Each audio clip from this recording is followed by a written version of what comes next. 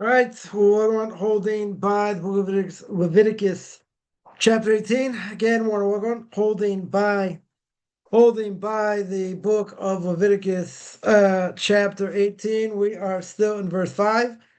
The Torah says, it says, "Ushmartem es hukodzai ves mishpatai asher yase oisam adam v'chai behem ani Hashem." So here, again, the Torah says, you should keep my ordinances, things that don't make sense, right? Laws that don't make rational sense. You shall keep my judgment, ones that do make sense, which a man do, which kind of strange language there. Shall you live by them? I am the Eternal. So we are in the middle, or finishing, actually, the Orach Chaim HaKadosh, and we spoke last week, very interesting, that he was saying this mitzvah, obviously, we saw before, to live by the Torah, right? The Torah here says, "V'chai behem," you shall live by them, and not die by them, right? So we understand, simply that means there are certain mitzvahs you have to die for, right? A Jew has to die for anytime, any place, right? If a non-Jew put a gun to your head and say, do, these three things, you're obligated to die, right? One of them is idolatry, one of them is murder, one of them is immorality. So very good. We spoke about that, what it means to live and die by the Torah. And we spoke last week about the word over here. It says, Asher Yase Oisam, you shall do them. Ha'adam. Now, Ha'adam, a little bit hard to translate over here. It says, if a man do them, or if a man do, he shall live in them, right? V'chai means to live in them. So it's very strange because the language could have been Asher Yase Oisam. That's it, right? That you would have an obligation to do them. Why does it say man? Or let's say the man, right? It's coming seemingly to exclude a non-Jew. Why? Because even though we say a non-Jew learns Torah, it's considered what's going on, like the high priest, right? The non-Jew is allowed to learn what applies to him or her very good, right? But then the Orach Chaim HaKadosh made a distinction, right? Made a distinction that we saw before. It says, right? It says, what do you know? Non-Jew learns Torah like the high priest. So I learn over here, it says, Oiso, Yase, Oiso Ma'adam V'chai. So this person, this man, literally will live. Now, it doesn't say Kohanim, doesn't say Levim, right? Doesn't say priest over here, right? Or Yisraelim, or any other Jew, right? Who's not a Levite or a Kohen. But it says Ha'adam. It says the man. Right? The question is, why does it say the man? Extra word over here. I don't need it. Right? Essentially, I don't need it. So really, he says the Torah is teaching us something hidden over here. It brings in a non-Jew. Right? Someone who's not in the same situation, i.e., a non-Jew. Right? Because again, we're not talking about a Kohen, Levite, or Yisrael. Right? So we can't be talking about a Jew, must be talking about a non-Jew. Yeah. Right? Again, in other words, someone who's not a Kohen, Levite, or Yisrael means a non-Jew. Yeah, so then there was a question, okay. It says in Ezekiel chapter 34, verse 31, it says, you are called man, i.e. the Jewish people.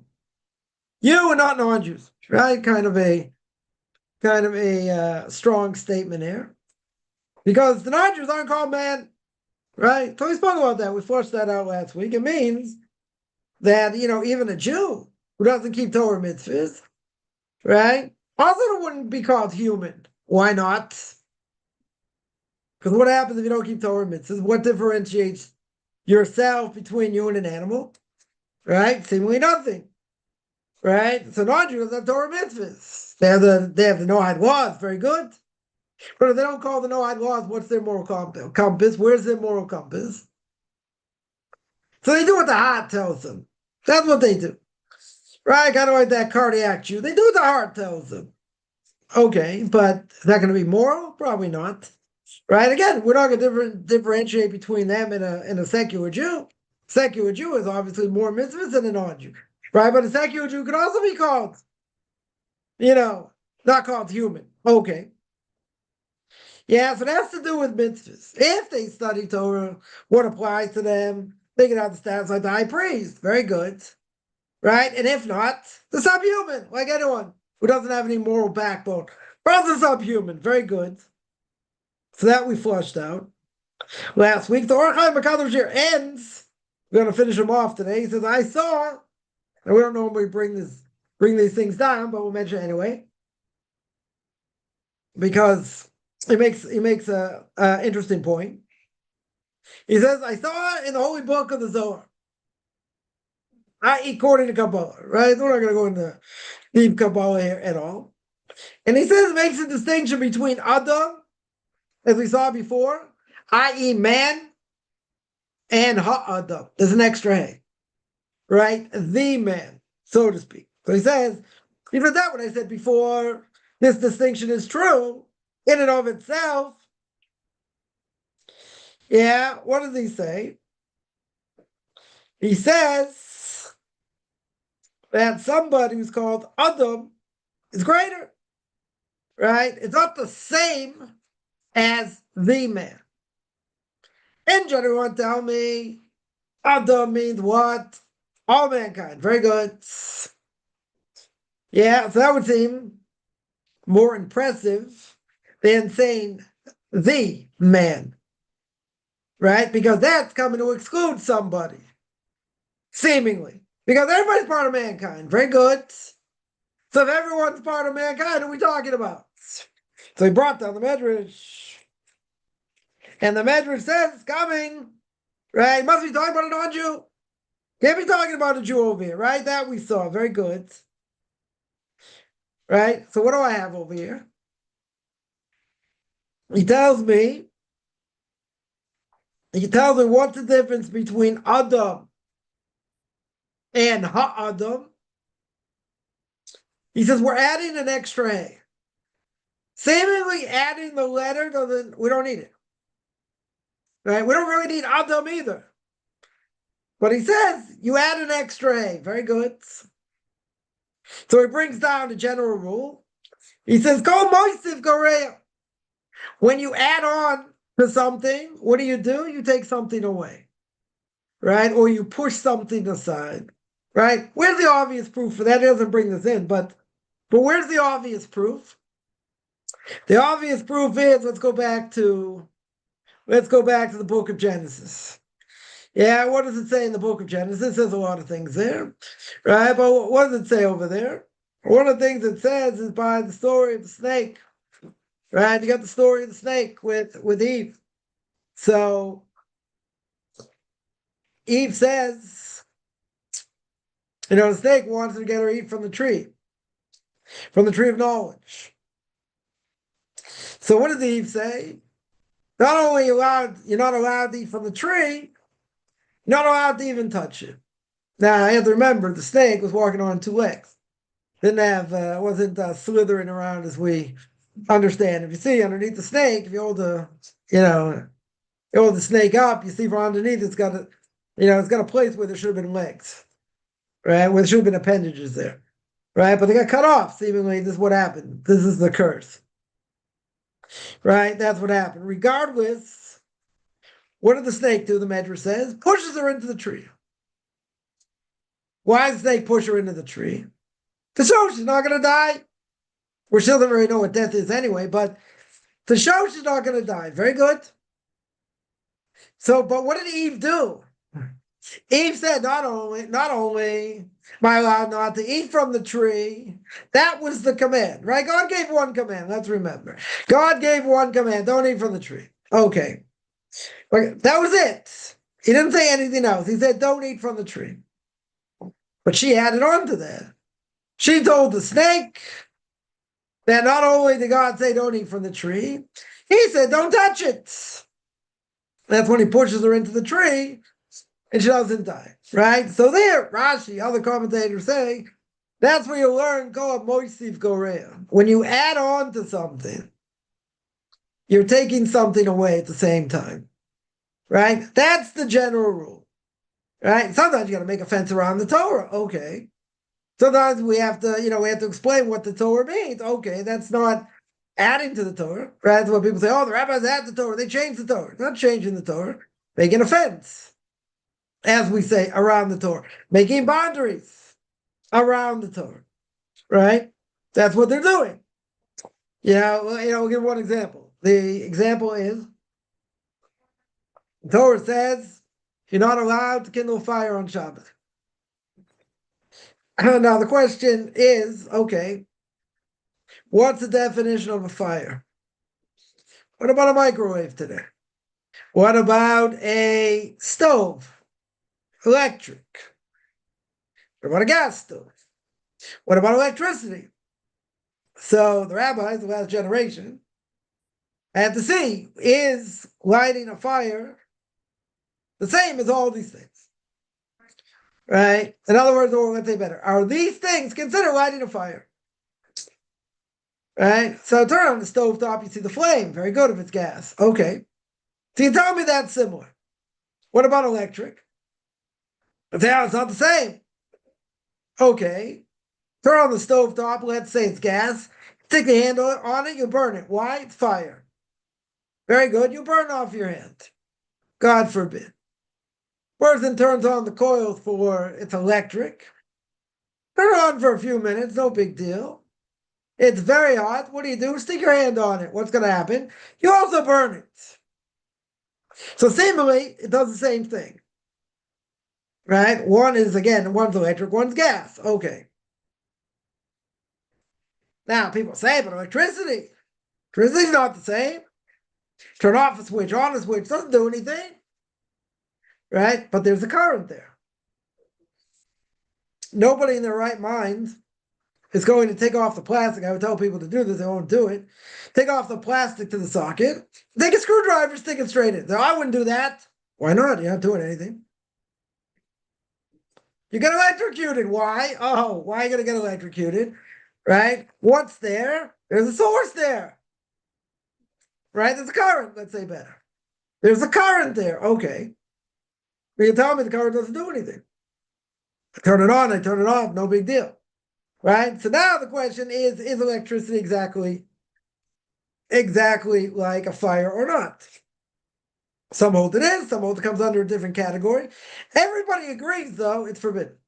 Right? At the very least, we'll call it uvda d'chol. What is uvda d'chol? Everyday work. Right? You won't distinguish between Shabbos and everyday. Right? Because essentially, what are you doing? Right? You're doing an everyday activity. Very good. It's an everyday activity. So it'll be forbidden, even just for that. Could be forbidden for, like, you're building, right? You're creating something. Or it could be under a number of different categories. What's the point? People say, oh, look, rabbis are changing the Torah. I don't want to keep the Torah. I hear this a lot. People say, I only want to keep what God says. Well, exact interpretation like the Karaites, right? No more Karaites around in the world. I don't know, maybe you got 5,000 of them. 50,000 of them in the world. The last time you ever heard anything from the Karaites? Probably not too often, right? You don't hear anything pretty much about them. So pretty much even there are 50,000, wherever they are, probably died out. It doesn't really matter because they don't do anything, right?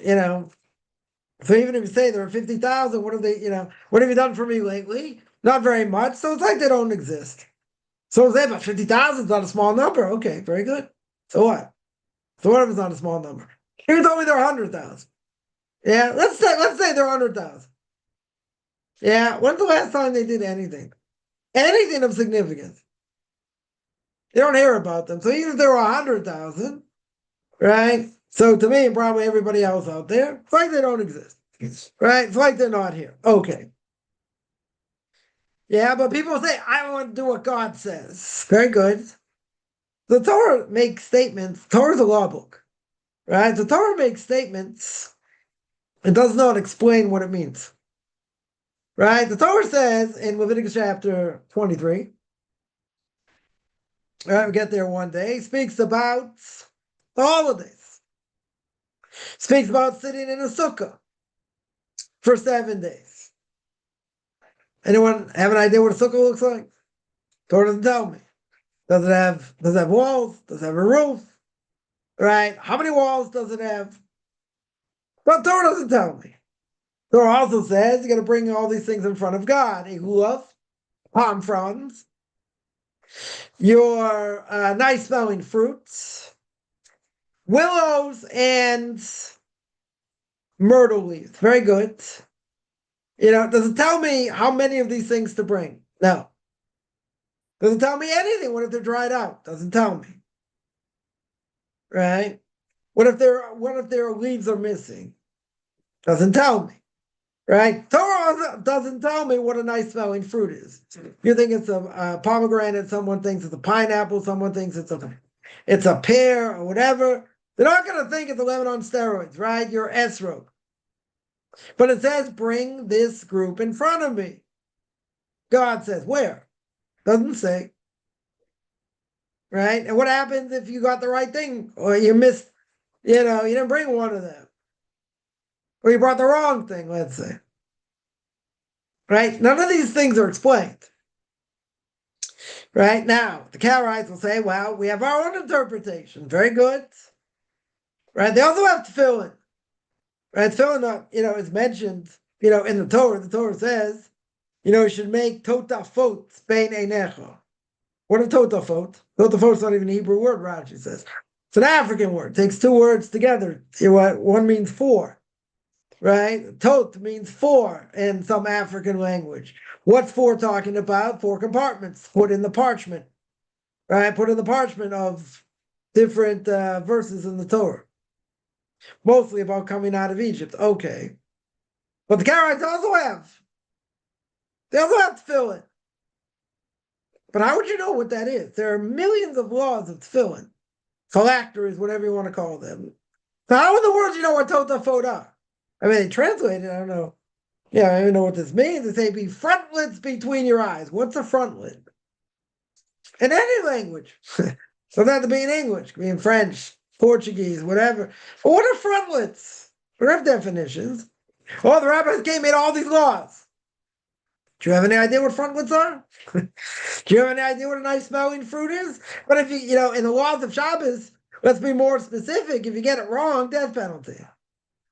Now, wouldn't it be unfair if God put in there and said, well, you're going to die if you don't keep Shabbos properly? Very good. You are going to die. Okay, so what am I not allowed to do on Shabbos? What am I not allowed to do? Well, the Torah gives me 3. Right? The Torah gives me 3 things. What are the 3 things? No, you're not allowed to kindle a fire. Right? You're not allowed to kindle a fire. You're not allowed to carry. And you're not allowed to cook. Right? Those are 3 the Torah says explicitly. Well, we know there are 39 categories. So where do the rabbis get them from?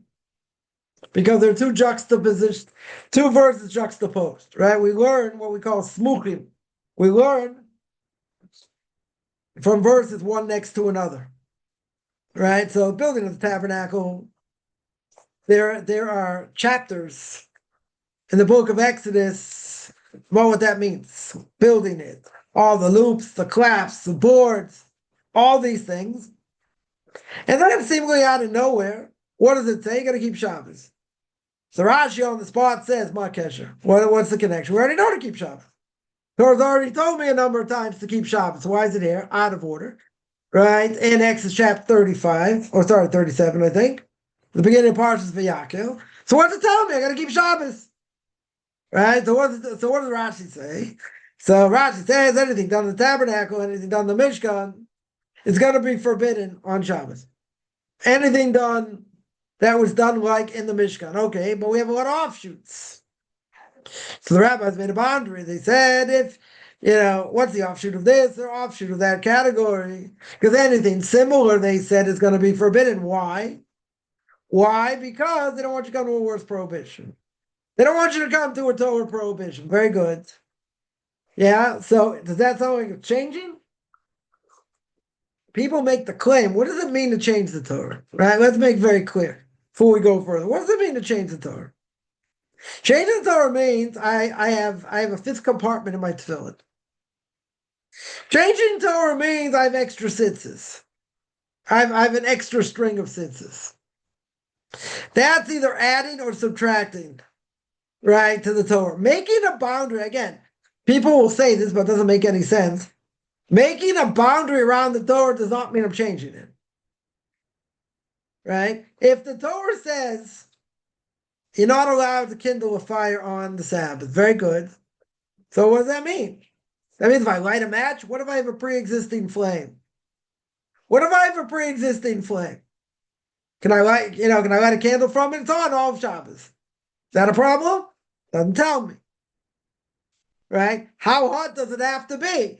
Does it have to be like, 3 million degrees, or is 150 degrees enough? Or is 200 degrees enough? What's called burning here? Right? So we hold it's called Yad Soletismo, the amount of heat it would take for you to pull your hand or finger away from a pot. It's about 102 degrees, 104 degrees, right? Something like that. In other words, right, here's my pot. If I had to put my finger and I had to pull it out straight away, it's too hot. Yeah, but otherwise, how would I know? What level of heat? Is it only heat? Right? Cooking is forbidden.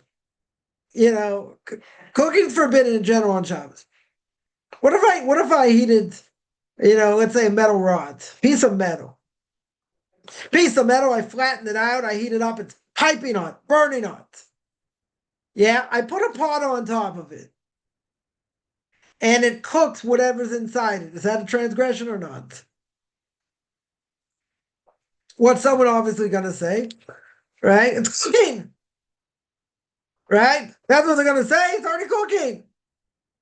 Right? So it should be forbidden. Very good. Yeah. What's the obvious question on that? Is that the normal way you cook? Not the last time I checked. I don't see people heating up, metal things and cooking on it. Or even better, freezing cold in the winter, you got a heater on. You got a rib heater, bar heater, whatever you want to call it. Yeah, it's very warm. Very good. I put something on it that gets very hot. Is that cooking it? You say it's getting hot, right? Someone's going to look at this and say, okay, maybe technically it's cooking, but that's not the normal way you cook. Very good. That's not the normal way you cook. But the thing get cooked or not? Got cooked, let's say. Then someone say, but what if it was cooled off? What if it was already fully cooked before? Good. If I'm reheating it, is that the same? Am I doing another cooking process? That's the question. And you say, if it's already fully cooked, you're not doing anything wrong. Because it's already fully cooked, what's the problem? I'm just reheating it. Okay.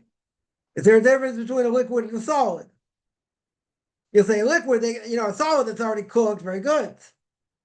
Right? You're not really adding to it. You're just heating it up. What about a liquid? Soup. Let's say your soup is ice cold. Can you eat chicken soup cold? No. Most people, even if they're starving, wouldn't eat chicken soup cold. So you have to reheat it. Very good. But when you reheat it, what does it do? It's another cooking process. Right? That's why we say yesh bishul achar bishul b'davar lach. There's cooking after cooking in something that is a liquid. A solid, we don't say that. Why? Because it's already cooked. I'm not adding anything to it unless, let's say there was some sort of sauce on it or whatever. Let's say like fish. You eat up fish on Shabbos. So long as it doesn't have a lot of sauce, you don't have a problem. Right? If I have a sauce, that's a liquid. That might be an issue. Right? That certainly might be an issue. Okay. What's the point here? We're mentioning things the Torah doesn't mention. So you say it just says don't kindle a fire. Okay. You're not allowed to cook either, the Torah says. You're not allowed to kindle a fire, you're not allowed to cook, you're not allowed to carry. Very good. So what does it mean to cook? Is it only cooking over an open flame? What about roasting? What about broiling? Yeah, is that the same thing? Most people say it's similar. It does a similar thing, it's just a different type of cooking process. But it's cooking. Very good. Or do I stick something in the sun? It's 100 degrees out, 35 degrees Celsius, let's say, right?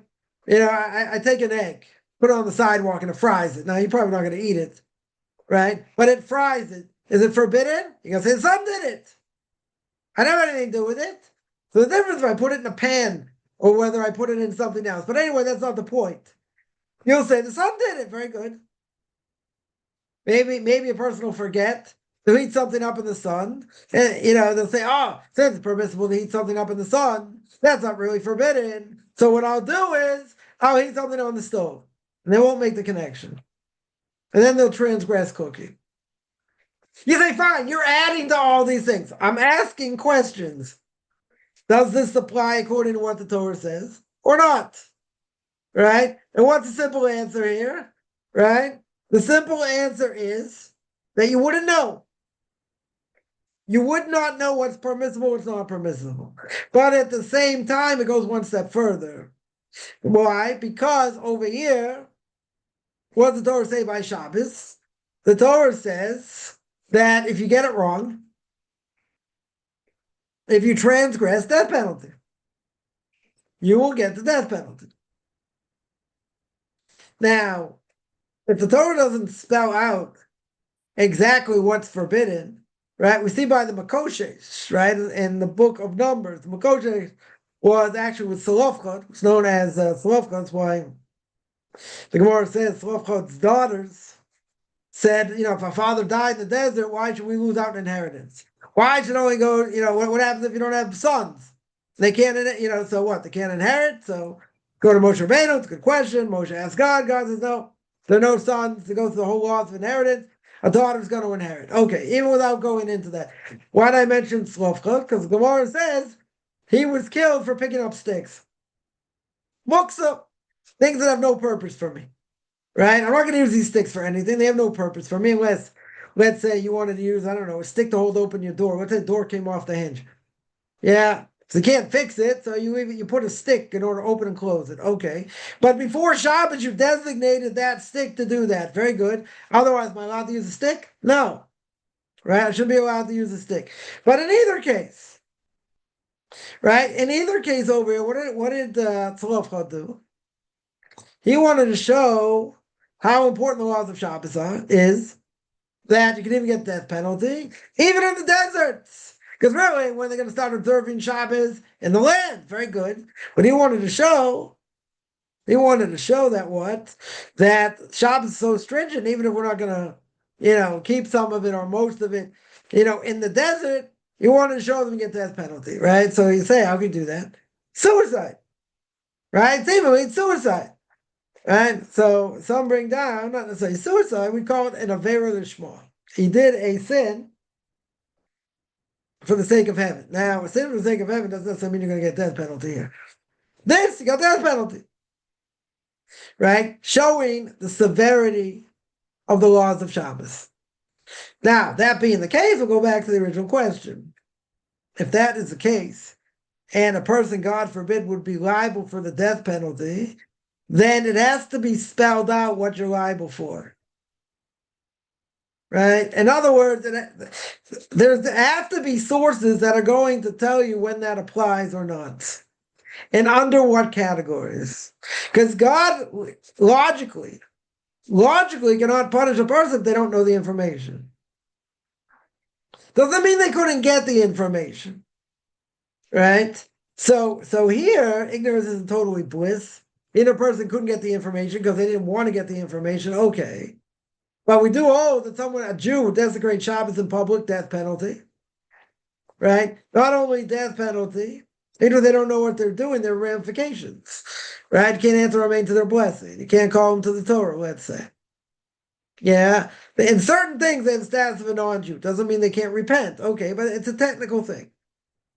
It's a technical thing. Because even secular Jews know about Shabbos. Right? Maybe they've heard of it. Right? Maybe a lot of people haven't heard of it. Okay. But if they've heard of it, they may say, oh, that's only for the Orthodox. It's not for us. We don't have to keep it. Like, as if to say there were 3 lines of Mount Sinai. If you're Orthodox line, if you're in that Orthodox line, you got all the mitzvahs.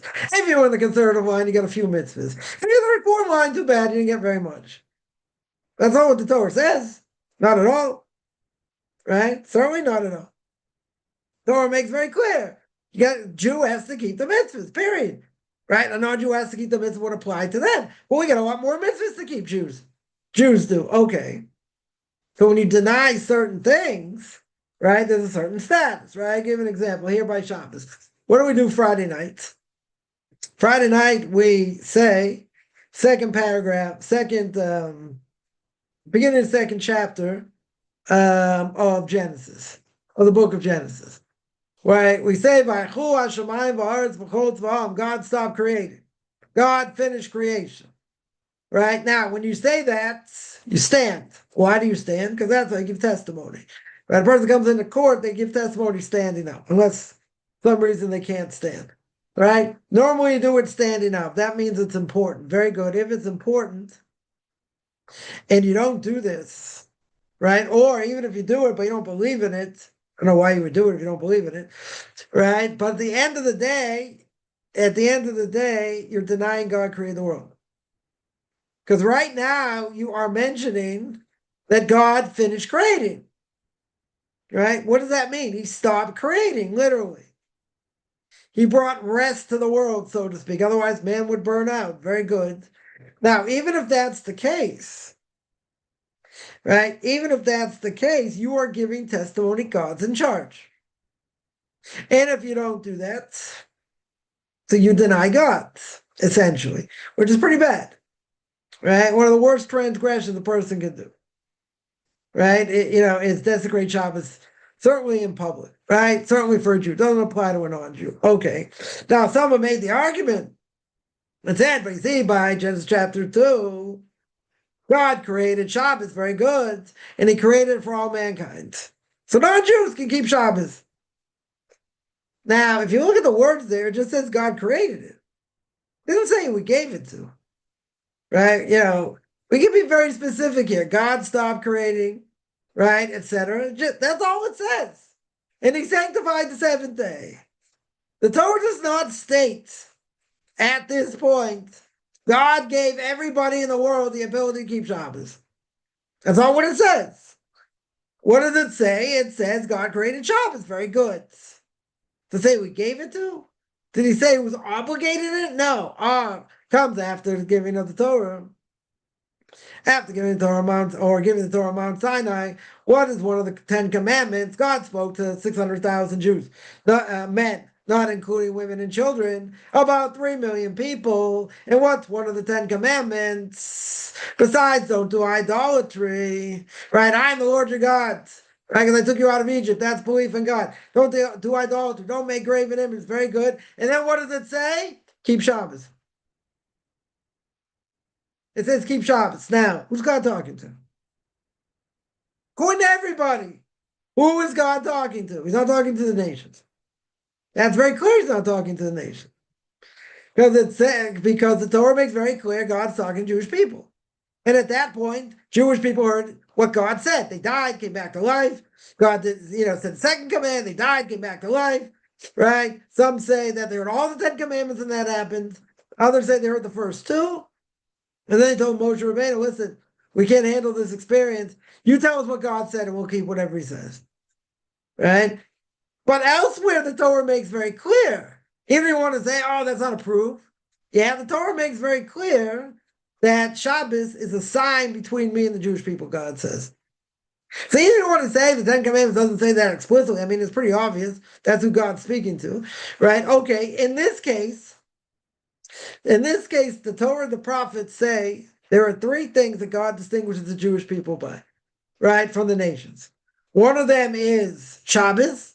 One of them, the prophet says, phylacteries, tefillin, right, that don't apply to non-Jews. So after conversion, if they convert, right? And what's the third? The third is circumcision. Those are the 3 times that the Torah says, or the prophets say, this is a sign between God and the Jewish people. Yeah, so even if you want to say about 10 Commandments, right, it's still unclear. Again, very hard to say. because God's speaking to the entire Jewish nation. But if you want to give me Webster's fifth definition, and you want to tell me, no, that's not really what it means, and you turn it into a pretzel, okay, what do you do with that statement in the Torah itself? That it's a sign between me and the Jewish people. Very simply, non-Jews don't have a portion in it. Certainly, they can't keep it like a Jew, even if they're in the process of converting. They have to do something on purpose to break it. Very good. Right? So non-Jew can say, okay, I'm not obligated in Shabbos. It's a sign between God and the Jewish people, but I also want to keep Shabbos.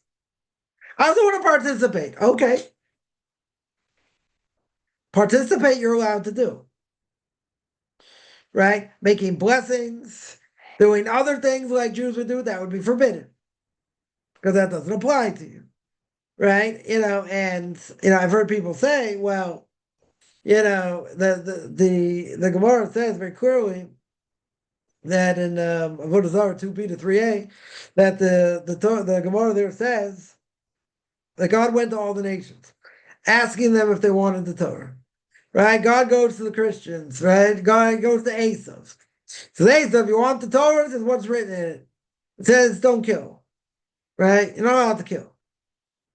Right? Don't commit murder, let's say. Esav says, what do you mean? What do you mean? I got the blessing. It says, by the sword, you're going to live. No, not interested. God goes to Ishmael. The Gemara says. So God said, you want the Torah? It says, what's written in it? It says, don't steal.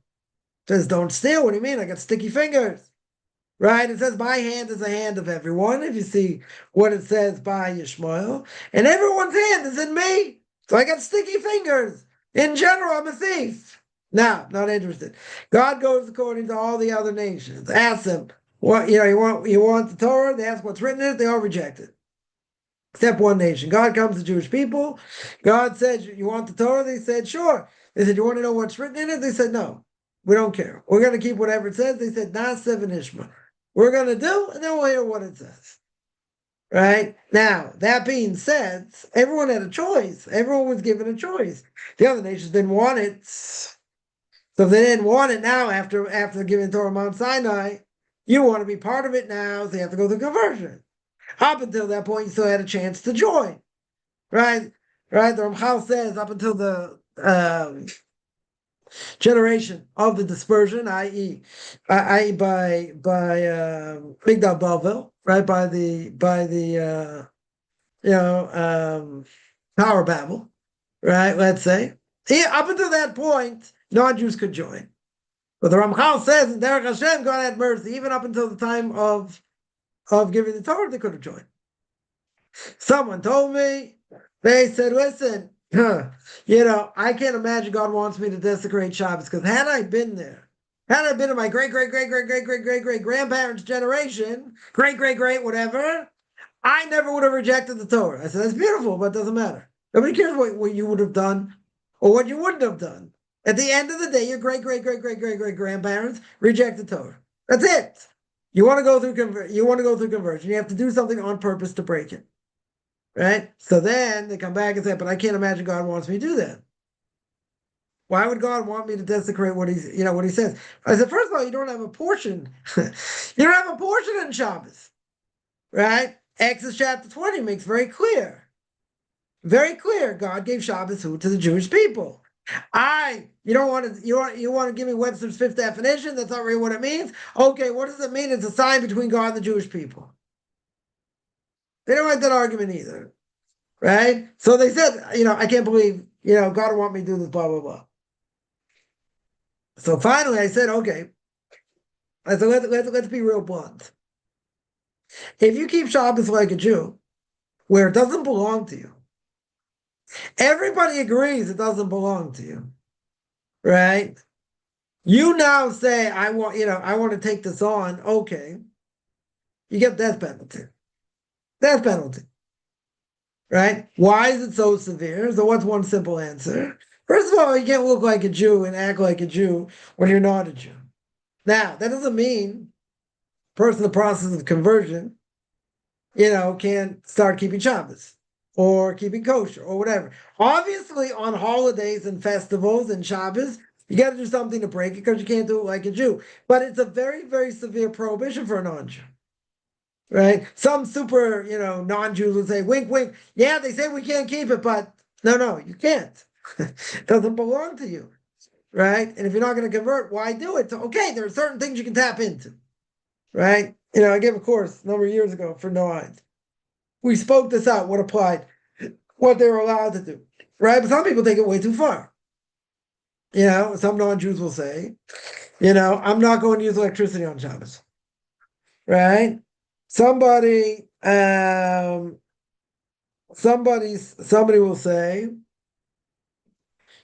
say what?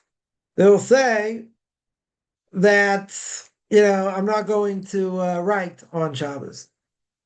Now, those are specifically categories for Jews, right? That does not apply to non-Jews. Now, at the same time, can a non-Jew participate? Yes. There are permissible ways to do it. Yeah. If they overextend those boundaries, that's very severe. Now, I would say, my opinion, I don't think I'm in the minority, but you can take this with a grain of salt. I would say very simple. Yeah, if the nations rejected the Torah and they didn't want it, it's their choice. They have absolutely free choice. They made a choice.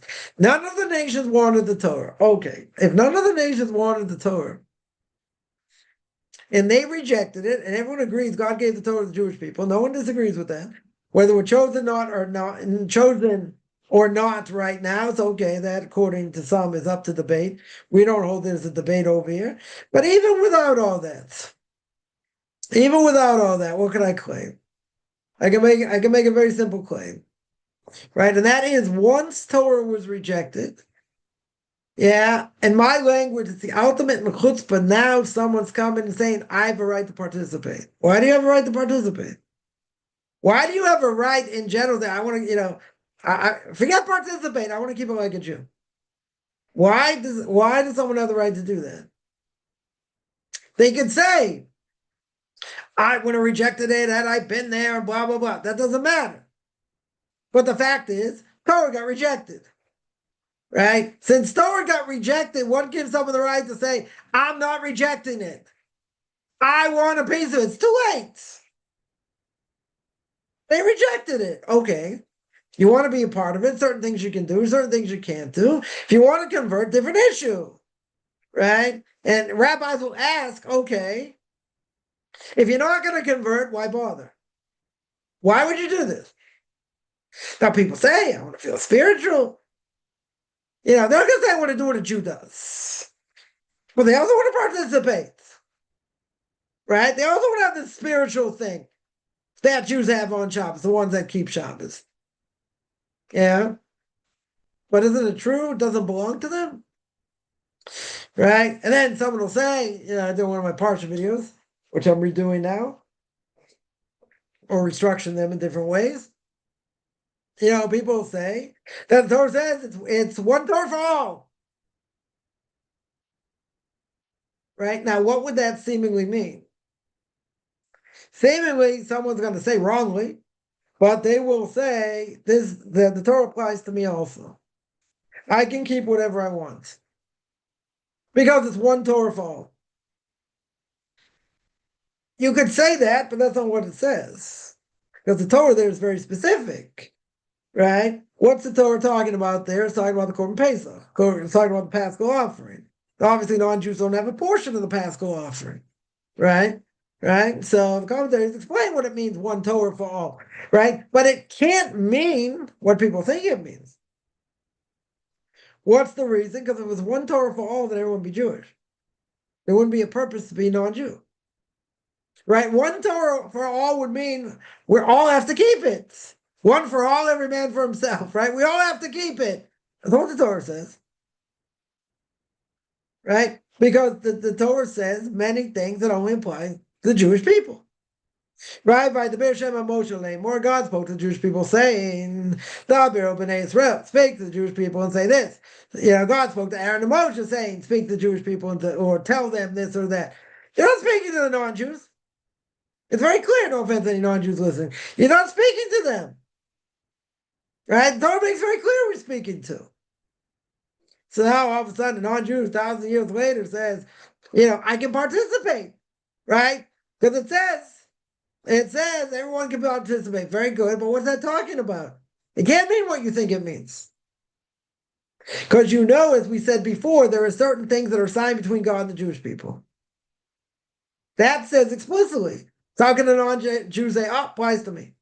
And there are non-Jews out there, want to have extra holiness for their kid, they'll circumcise their son.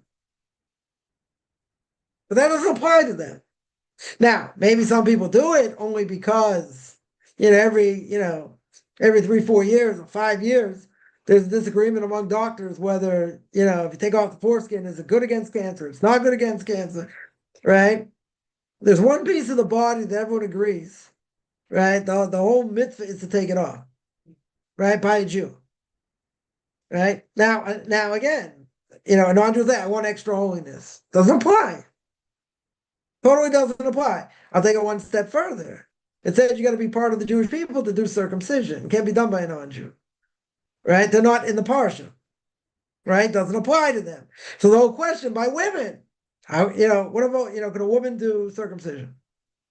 Right? Forget about modesty and all that. Can a woman do it?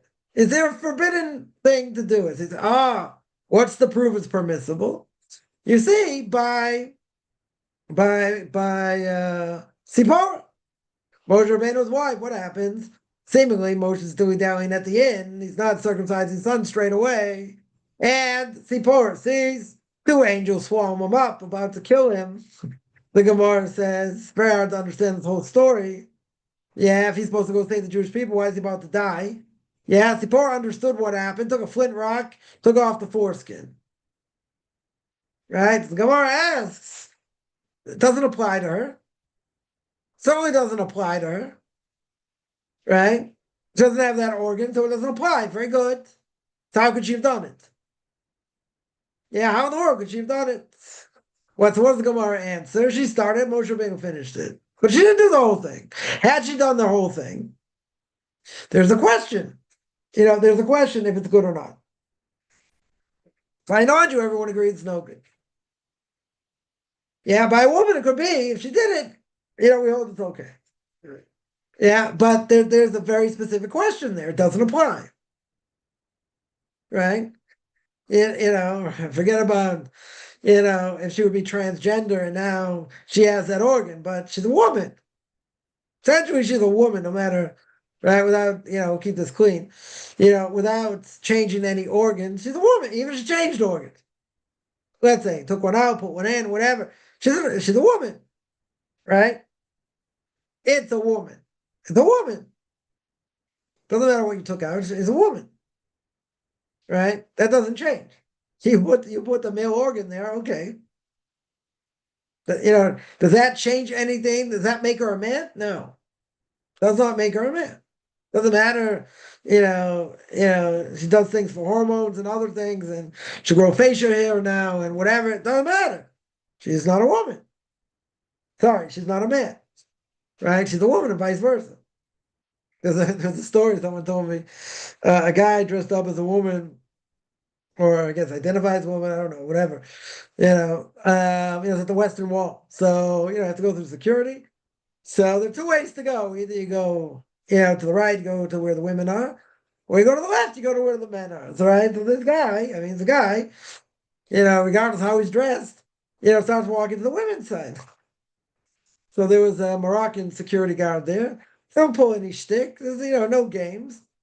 No games. Like, you're a guy, and he pushes him the other way. Push him the other way. Like, that's it. Like, no games over here. You're a guy. Finished. Right? Nothing, nothing to talk about. Right? So we hold. It doesn't matter. It doesn't matter what they do. It doesn't matter if they change body parts or not. Right? How are they born? Right? Were they born male or female? Now, sometimes there are issues. Sometimes, you can't really tell or whatever. Okay. You have cases like that. Right? Someone points out, I'm on this topic, someone pointed out, they said, see, there are 5-6 types of people in the world. Right? So Gemara brings down. Right? One, you don't know, you can't tell what it is. It's got both sets of both parts for men and women, together, or let's say you can't tell, you have to open the person up because you can't see them. Whatever, there are different types. The Gemara talks about, right? And you've had cases like this. Okay, so someone says, see, transgender, even the rabbis bring it up, but that's not true. Why? Because in this case, they were born that way. See, if you want to tell me a transgender person was born this way, okay, we'll have a discussion. But in this case, what did the transgender do? They changed. They always changed the way they dress. I don't know if they changed body parts or not. Some do, some don't. Whatever it may be. Yeah, but they're not born that way. That's the difference. Right? And that is the major difference. Right? Because here, what are they doing? They are changing themselves. Now they're actually born that way. They say, transgender, mina Torah, minayin. Where do I know it from the Torah? Where do I know it from the Gemara? Very good, but that doesn't apply. Right? Because there they do it to themselves. Here we're talking about not that way. Here we're talking about where they were born that way. Either with both genitalia, that was the word I was thinking of. Either with both genitalia, or with one, and maybe some of it's covered, and you can't tell, whatever. There are different cases. Do they have the status of a male, female? What mitzvahs can they do? A lot of questions. Right? There are a lot of questions, right? But again, you give someone a little bit of knowledge without any context, right? This is the garbage they bring up. Say, see? Look at the Gemara. The Gemara says that. Right? The Gemara says explicitly that case. No, it doesn't. Right? That you're doing to yourself. You weren't born that way. If you were born that way, it's a different issue. And there are cases like this. Right? There are definite cases like this. Okay. But that's where you're born that way. It's a huge difference. Yeah. Very, very big difference. Right? So neither case, so how to get onto this. Right? How to get onto this, because there are non-Jews out there who want to do whatever they want. And once they start saying, I'm not going to do this category, I'm not going to do that category, on Shabbos, that's a big problem. That's a huge problem. Yeah, if they're in the process of conversion, that's a different issue. If they're not in the process of conversion, it doesn't belong to them. If it doesn't belong to them, they should be doing it. There are other things they can do. They want to have a nice meal, very good. Yeah, they want to light candles, very good. Blessings, right, the whole question. But let's say, they want to get all dressed up, not a problem. They want to say some psalms, not a problem. But they're not, allowed. And some people say, yeah, wink, wink, wink. No. They're not allowed to refrain from any of the 39 categories. That is specifically for Jews. That doesn't apply to non-Jews. Someone in the process of conversion to learn how to keep Shabbat, that's different. That's different. But they have to do something on purpose to break it. And if they don't do something on purpose to break it, right, it's death penalty. Now again, you'll say, why should it be that severe? Death penalty for Jews also does a great job. Don't get me wrong. It's also death penalty. But here's a little bit different. Here, it goes beyond. Because here it's the ultimate in chutzpah. Everyone else rejected it, and you say, I want a part in it, which doesn't apply. So essentially, you're a thief. No offense to any thieves out there, right? You're a thief. Why are you a thief? It doesn't belong to you. If it doesn't belong to you, and any rabbi is going to ask this question, if you're not going to convert, then why are you doing it? Right? Because essentially they want to be like a Jew. In some ways. Not in all ways. But in some ways, in some very significant ways. They want to be like Jews. That's a problem. That is a serious problem. Right? You want to do that, convert. Any rabbi doesn't know any of these things. Is going to say, so why don't you convert? So I don't want to convert. I still want to eat shrimp. I still want to do other things. Or I can't move, or I can't do this, or it doesn't matter. It doesn't matter why. Right? But that's going to look very strange. Extremely strange. Why in the world are you doing it? Oh, you're imitating a Jew? No, that's a problem. You're not allowed to imitate a Jew. Certain things maybe you could do, okay, within reason. This isn't within reason, right? This is stealing. Doesn't belong to you. Because again, as the Torah says, it's a sign between me and the Jewish people. Now, person say, we're not chosen anymore, so I can do it also, right? But then JC come and get rid of all the law? So they wouldn't keep it anyway. Essentially, the Christians wouldn't be keeping it. Who else is going to keep it? Oh, there's some individuals. Handful of individuals think they have the right to keep it. Really? How do they have the right to keep it? Doesn't belong to them. Certainly doesn't belong to them. Yeah, but again, the rabbis coming along making boundaries so people will not come to worse prohibitions. That's not changing the Torah. You see the same thing. You have a lot of laws in the laws of kashrus. Similar thing. Right? Separate, separate dishes, separate silverware, separate pots, separate pans. All these things are separate. Say, but it just says don't cook a calf in its mother's milk. Okay. Right? You're not allowed to eat it because it says 3 times. You're not allowed to eat it. You're not allowed to derive benefit from it. You're not allowed to cook it, even if you don't eat it. Okay, so why do I need separate pots and pans? So you don't make mistakes. Because the person will forget and they'll make mistakes. Oh, that's changing the Torah. It's not changing the Torah. That's making a fence around the Torah. That's explaining how the Torah works. Right? So again, people will make that argument. They'll say, oh, they added all these laws. Yeah, they did. Why? Why did they add them? They didn't add them to make life more difficult. I mean, it does make it more complicated. Okay. But they want to make sure you don't come to any prohibitions. Mixture of milk and meat is a severe prohibition. If you have a mixture of milk and meat, let's say one pot, you say, okay, you put it in another pot, you mix it with all kinds of permissible things. Does it become permissible? Do we say there's nullification? No. Why? Because the whole thing becomes forbidden. There's no nullification over here. So for 1,000 different pots, this thing is cooked and makes it all treif. Every last thing treif. But the laws of kashrus is a big novelty.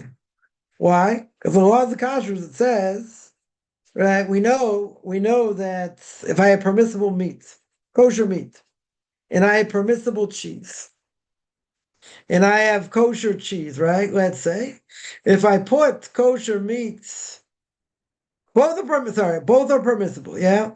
So if I put them together over a heat source, that's forbidden. Right? That makes it forbidden. If God forbid a person, let's say, put cheese, everything's cold, put cheese on salami. Yeah, they put cheese on salami. Yeah, can they eat them together? No, still can't eat them together. Right? But it doesn't trafe up the cheese or the meat. You have to cut around the meat, at least like an inch around it. Certainly around the cheese, wash it off. Then you can eat the cheese, wash off your mouth, and then eat meat. Can't eat them together, right? So technically over there, I can wash it off, cut pieces off, and that would be fine.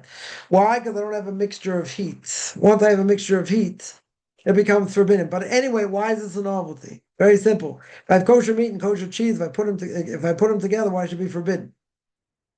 Right? Some people say the reason is because in idolatrous practices, what do? They serve milk and meat together. Right? It's that's one reason. Other potential reasons, right? But essentially, it's no different than the mitzvah of shatnez. The mitzvah of shatnez is that you can't wear wool and linen together. Why? I don't know. It's a law we don't understand, but it's no different than that in the red heifer. Right? You take a cow that had been worked, it's totally red. Right, you burn it up. The Kohen takes the ashes, sprinkles it on someone who's impure. That makes that person pure. Yeah, the Kohen now is impure. That make any logical sense? No. Many things in the Torah don't make logical sense. This is one of them. Right? Permissible meat, permissible cheese, I put them together, forbidden. Right? So all these things are boundaries. Again, they're boundaries in order that a person doesn't come to a worse prohibition. That does not mean in any way, shape, or form they're adding or subtracting to the Torah. Right? Anyway, let's finish up the Rabbi Chaim HaKadosh. So he says, we have the extra hay, and I said there are other questions, I'll deal with them in a second. Then we have the extra hay for Adam. And we said, Ki Amoisiv Goreya, once you add, you're taking away, as we said before. Yeah, maybe it means when a non-Jew is learning Torah, right, let's say, or is doing Torah things, he gets a special crown, right? And he's called Adam. Right? That's when he has a moral compass. That's when he's doing the right thing according to the Torah. Right? So we're not going to discriminate here. We're not going to say, any person, right? Any non-Jew that keeps Torah, right? They're subhuman. right? They're not human, right? So you say, oh, it's apologetics over here, but he's saying, oh, but a non-Jew learns Torah, got the status of the high priest. And if he's learning Torah, he gets special crown. If he's not learning Torah. What distinguishes a man from an animal?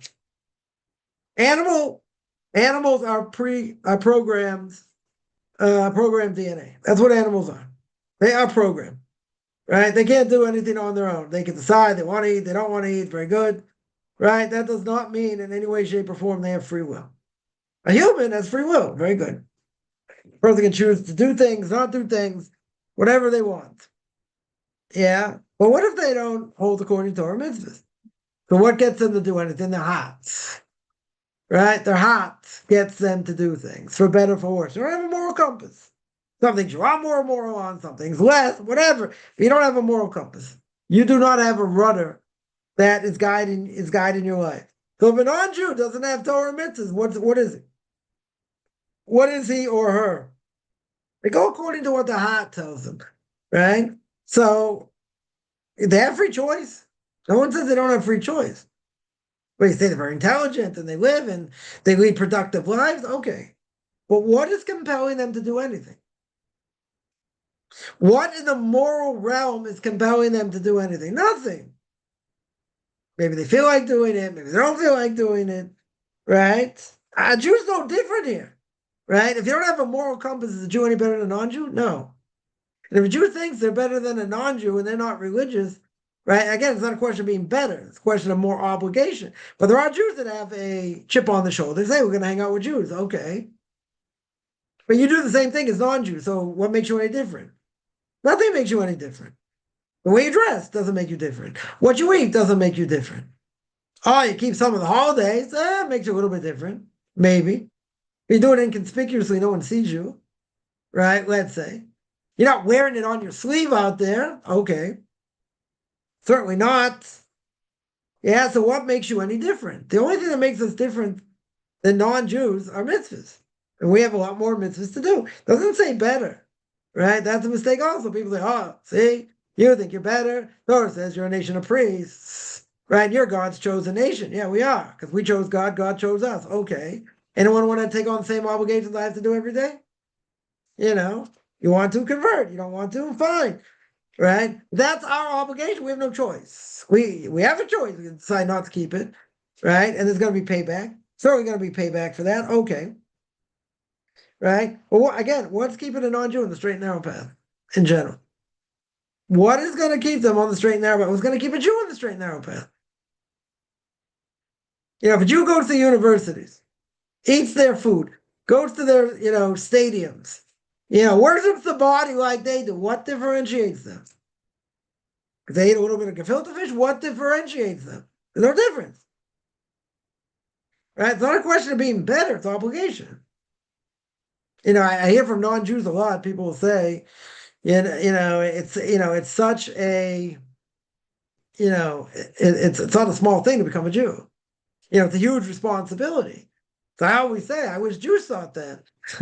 That are born Jews. I don't think it's a big responsibility. They think just the opposite. You get made fun for it. Get made fun because of it. Get beaten up because of it. Other things. Yeah. Now, you have some people that are more proud, to be Jews than others. You got people that are more Zionistic, less Zionistic, whatever. Right? Okay. But again, where's the Torah mitzvahs? Where's the meat and potatoes here? Right? Torah mitzvahs is the only thing that's kept the Jewish people together. What about a Zionist state? That's not what kept the Jewish people together. It's a good thing, right? Jews should be persecuted. They should have their own land. Very good, right? But they should have their own land, like their ancient homeland, to be able to keep Torah mitzvahs. That's why even the people want to say this is the beginning of the redemption.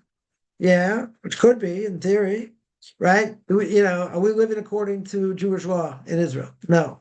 Is it close? No. We have 10% of the people are Orthodox. That scares, it scares secular Israelis enough, right? But we're not there. We're certainly not there. There are a lot of people coming back, very good. We're losing a lot of people also, whatever. But at the end of the day, the state itself, we have tens of thousands leaving every year, right? But the state itself, it's a secular state. Yeah, falafel, whatever. Hear people speaking Hebrew, okay. But, what makes a Jew is Torah mitzvahs. That's who they are. That's what's been keeping the Jewish people together, right, throughout the millennium. So it's not so good. Is it good to have a state of Jews? Where you keep Torah mitzvahs freely and then hopefully, right, this and that. Even though there's a lot of infighting, yes, right. But at the same time, it's not just about the country itself, right? It's walking the same place where the patriarchs walked. We have the Western Wall still there. God. We feel God's presence more here. Okay, that's all true. But without Torah mitzvahs, and you got to desecrate God's holy land. I mean, I got a huge gay and lesbian population in Tel Aviv. That's worse than any missiles that Iran or anyone else could shoot at Israel. And Rabbi would say many times, I'm not afraid. I'm not afraid of Iran, Iraq, any of these other places. Right? I'm more afraid of people in the land of Israel who sin. Right? That's the biggest thing knock against us. Why? We're not doing what we're supposed to do. So therefore, divine protection is not going to be as great. Yeah. Anyway, let's finish this up. So a non-Jew is going to learn Torah, or it's going to be busy learning Torah, whatever applies to them. That's different. Because they have a moral compass. Because they're learning. Yeah. They're going to have that special crown. Okay. So according to this, says Orthodox Chaim, I have the extra letter hey. Right? The extra letter hey. It says Shebeh Adam. Right? I don't need the hey. I don't even need the word Adam. I don't even need the word man, right, over here. They take the whole thing out, erase it, right? Grammatically, it would still fit. Sentence would still make sense, right? So he says, what, I have the extra hey, because what's it telling me? That a non-Jew is going to be called Adam when he's learning Torah, right? But the hey I didn't need, right? The hey is extra. What's it coming to teach me? That's the question, right? So a non-Jew, who's learning Torah, whatever applies, to a non-Jew, they're not learning the same way as a Jew and all that. Very good, right? So that'll give them their status, right? That'll give them the status. Very good. And if not, then like anybody else, Jew or a non-Jew, they will be considered non-human. Why? Because they don't have a moral compass. Right? That is the point. Anyone who doesn't have a moral compass, you have to ask the question, right? What differentiates them between them and animals? Right? Famous question that was asked of Eli Opian, right? One of the great Balei Musar of the last generation, right? I've never been able to use this on anyone, but I'm not sure it would work for the following reason. He says, a person says, I can do what I want. Right? Let's say a secular Jew. They say, I can do whatever I want.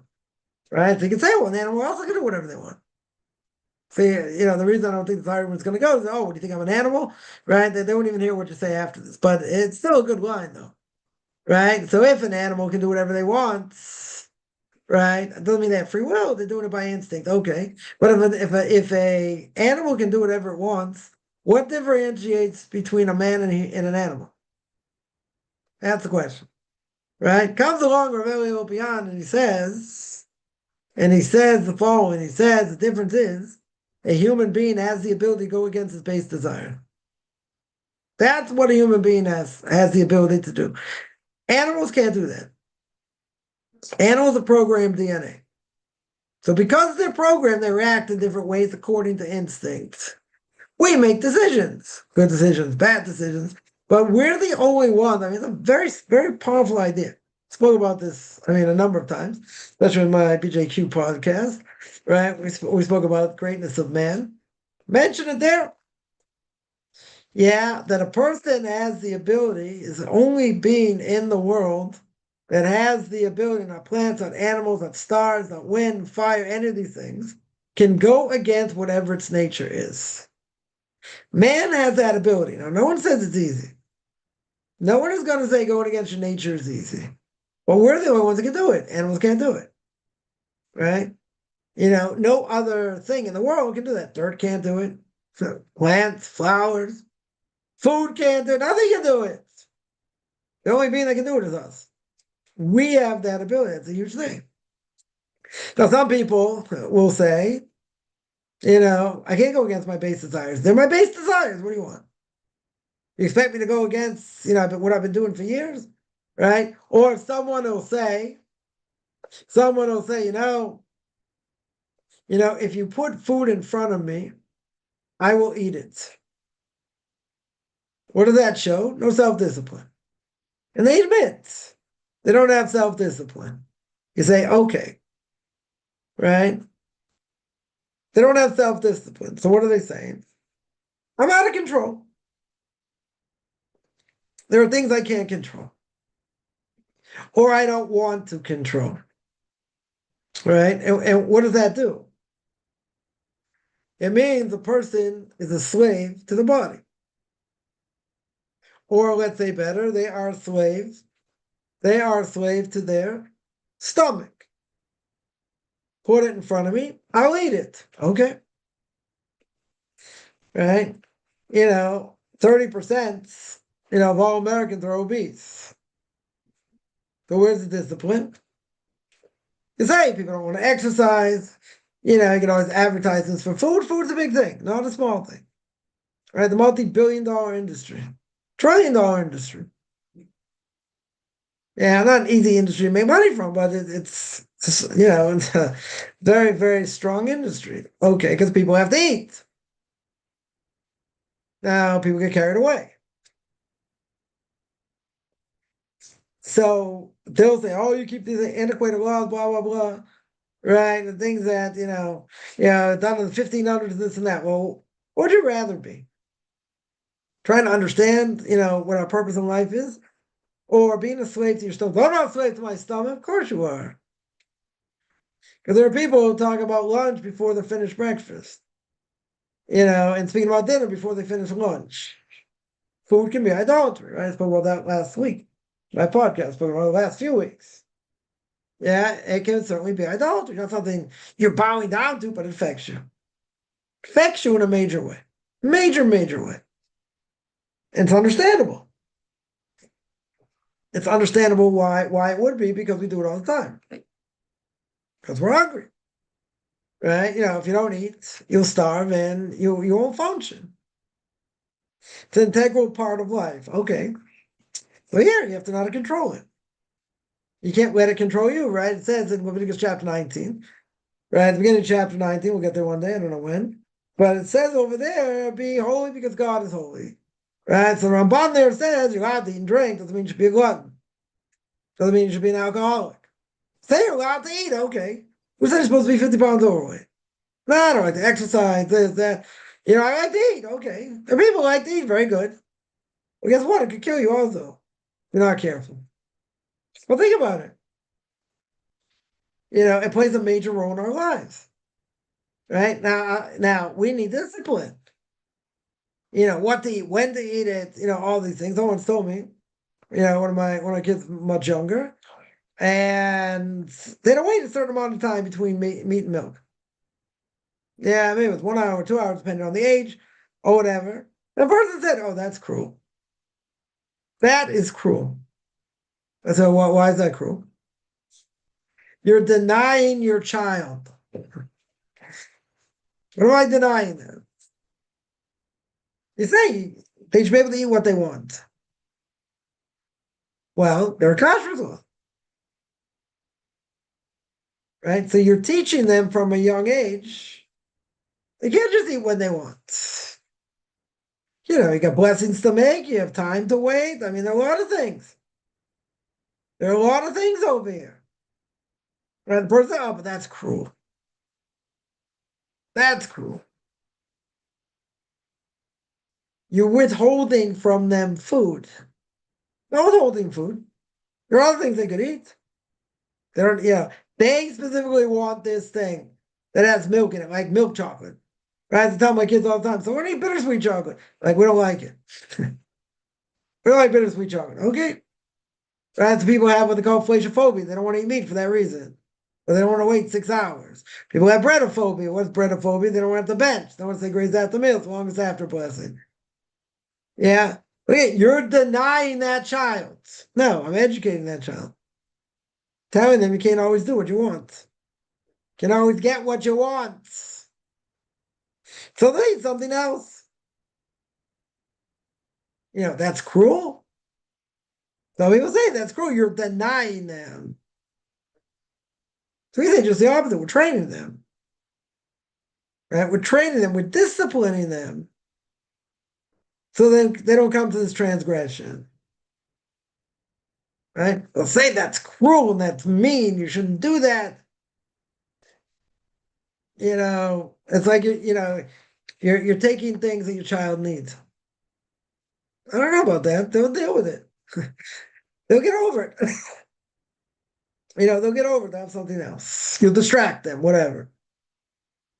Or they throw a big fit. Okay, so they throw a big fit. Ignore it. That's what you have to do. You get you're annoyed that they're, screaming and this and that. So you give it to them. But what do they learn? If you would do that, which is not true, which you're not allowed to. But what would they learn? If I scream loud enough, I'll get what I want. Right? They're not in control over you. Right? At all times, the Torah is in control. Whether we understand it more, understand it less. At the same time, a parent has an obligation, Jewish parent has an obligation, stop their kids from doing transgressions. That's part of the education. So this is part of the education. Right? You are stopping them from transgressing the prohibition, even if it's rabbinical, of eating milk and meat together. That's what you're stopping. You're showing them their boundaries. Things you can do, things you can't do, things however long you have to wait. That's what you have to do. That's discipline. Right? So you're disciplining someone else that says, no, that's cruel. That's mean. Brought up in this, sheltered, quote unquote, world, and it's not so sheltered today. Wish they'd be a little bit more sheltered, but okay. Right? But at the end of the day, if you don't train them, or if you train them when they're older, it's much harder. Much harder. Right? I answer a number of people, they have older kids, let's say, they came to this path, later, whatever. Kids don't have anything to do with it. Right? They didn't grow up that way. Not interested. Some people are interested, whatever, okay. Right? I know someone that's probably in the 40s, came to Torah mitzvahs, they had teenage girls at the time. They weren't any part of it. They grew up secular. They want to stay secular. They were respectful, more or less. I don't know what happened to them in the end, but, at least they married Jews, at the very least. But, it's hard. It's hard once the person's already established. They have the friends and this and whatever. Get them to change at let's say when they're teens, very, very hard. Very, very hard. I'm not saying it's impossible. It's definitely not impossible, but it's hard. Yeah, I don't think there's any question. Even when you train them young, not a guarantee. A lot of obstacles, kids have, whether it's the learning itself, the hours, whatever. It's hard. Not everyone can sit and learn all day. Not everyone has that kind of patience, etc. Even if they like what they do, right? Even if they like what they do, there's, some people just not cut out for it, and they need more breaks, and they need, run around and kick a ball and try to do everything, not, do other things. And not everyone is a cookie cutter, as we would say, but we would say that in general, they have to be trained, right? So boy, obviously, is going to learn a lot more Gemara, and he's got to tone his skill. Has to, have to work on his skills. Analyzing this and that. It takes hours. Or Aramaic and what it's saying and what it's not saying, and how to look into it, and how to differentiate, how to make picky on details. Again, some people like it. But, some people like it less. Whatever it is. But that's the base. Right? People say, the Torah is the base. Okay, this is the commentary on the base. This is to know how to do anything. right? Comes from here, right? And comes from making inferences and that. So it's kind of ironic, certainly here in Israel, that we're our own worst enemy. They'll say like Torah learning doesn't do anything. It doesn't do anything for anybody. It's like the biggest waste of time in the world, right? Sitting over these old books or whatever. But it's been proven. It's been proven beyond the shadow of a doubt. Once a person has to, make a living, if they, go out to the real world, quote unquote, right? They see, okay, they have to get certain skills, probably, right? But they see they're much more equipped than their secular counterparts. Why? Because they're used to sitting long hours. They're used to sitting, and working out complex things and thinking out of the box. One of my rabbis, blessed memory, who was a whatever, Talmudic genius, and happened to be whatever, psychologist also, but helped invent plastic bottles. So he told me, when you're sitting down with different people and professors and this and that, he said they couldn't sit for more than like 5-10 minutes at a time. They get up, have a cup of coffee, have a cigarette, come back, you get up. By yeshiva guy, you're sitting learning hours on end. Like for many, many hours. Analyzing, dissecting, putting it back together, taking it apart, right? You're working on brain cells. We only utilize 3% or so, right, of the brain. So you're utilizing brain cells, right, to the best of your ability, right? But you might have other people brilliant in this and that, in secular terms. But, at the end of the day, again, I'm not saying everybody, this is what, a rabbi told me, by seeing these professors and scientists and who knows what, they couldn't sit for so long. Like that ants in the pants or whatever. They couldn't sit. Yeah, is today different? No, AI does everything today. So like a lot easier, right? In many ways. But, thinking out a problem and how you're going to fix it and how it's going to work. A lot of it is probably going to be trial and error. Right? You're going to figure out in the first shot.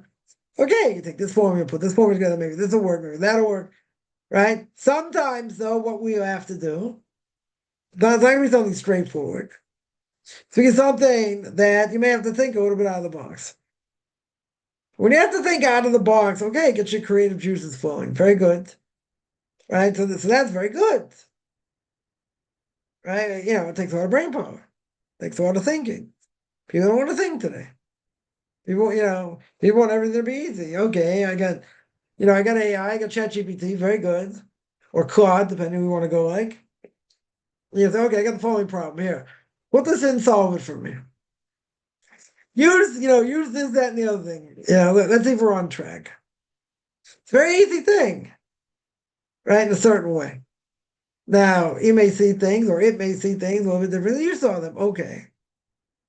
But obviously, you're going to have to read it and check it and see if it's accurate, and all that, that we found inaccuracy. But it makes life a lot easier because they do all the work for you. You don't have to think.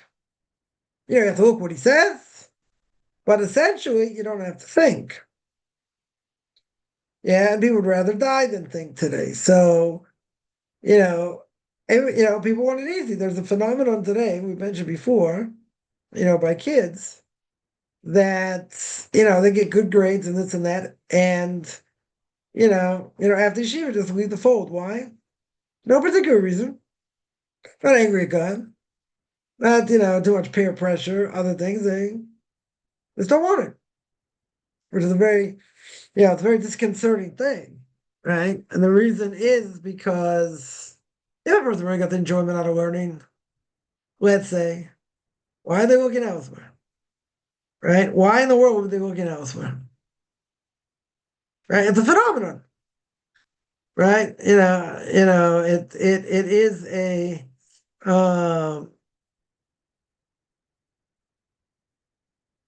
it is a phenomenon. Unfortunately, that happens. Yeah, that certainly happens. And it's sad. Could be potentially a lot of different reasons why. Yeah. I think one reason is just the pull of the outside world. That even if you enjoy this, and whatever, at some point maybe a person gets burnt out. right? Maybe they want to see they want to see the other world, so to speak. They say by the Amish to give them like a gap year, right? Between certain ages, and they'll do whatever they want. And they say they're very successful when they come back, or whatever they do, they don't stray that far. Right? Now, what's the reason? What do they claim? It's much more family oriented, other things. They don't get anything from the secular world. Right? I don't know why you tempt fate over here, but okay. Right? We would never do that. We would never say, okay, do whatever you want for the next year, and then you come back that much stronger. You would never do that. Right? The Orthodox community would never do it. Why? Because the danger is unbelievable. Right? In most cases, your kid probably won't come back. You got to say, see, so it must be the Torah's not so strong. No. Torah is very strong. Even Konation is even stronger. Right? So, once a person, tastes that taste, that there's a lot of influence that it has. And maybe a person plays mind games on themselves and then they have guilt and other things, okay. But at the end of the day, what does it do? It's the power of the street. Power of the street is unbelievably strong, right? So is it. You shouldn't even be worried about these things. Be so sheltered. The Torah was that strong, shouldn't have a problem. Yeah, so it's not a question of Torah being strong or not. Torah is very strong, right? But the power of the street is very enticing, extremely enticing. Where do you think they make all, how they convince people to do things or whatever? Through media, social media, billboards, all these things. All these things that make it very enticing. Now, there are people, they're enticed by this. Why not? Because they know what they have. So they're not going to be enticed. They're not going to be enticed. Yeah, now some people, maybe not as strong, could be enticed.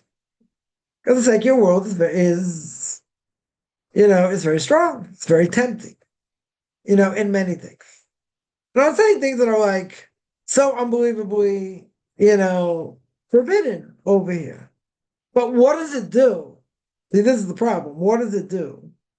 It gets the person into things, and then you can't get this stuff out of your head.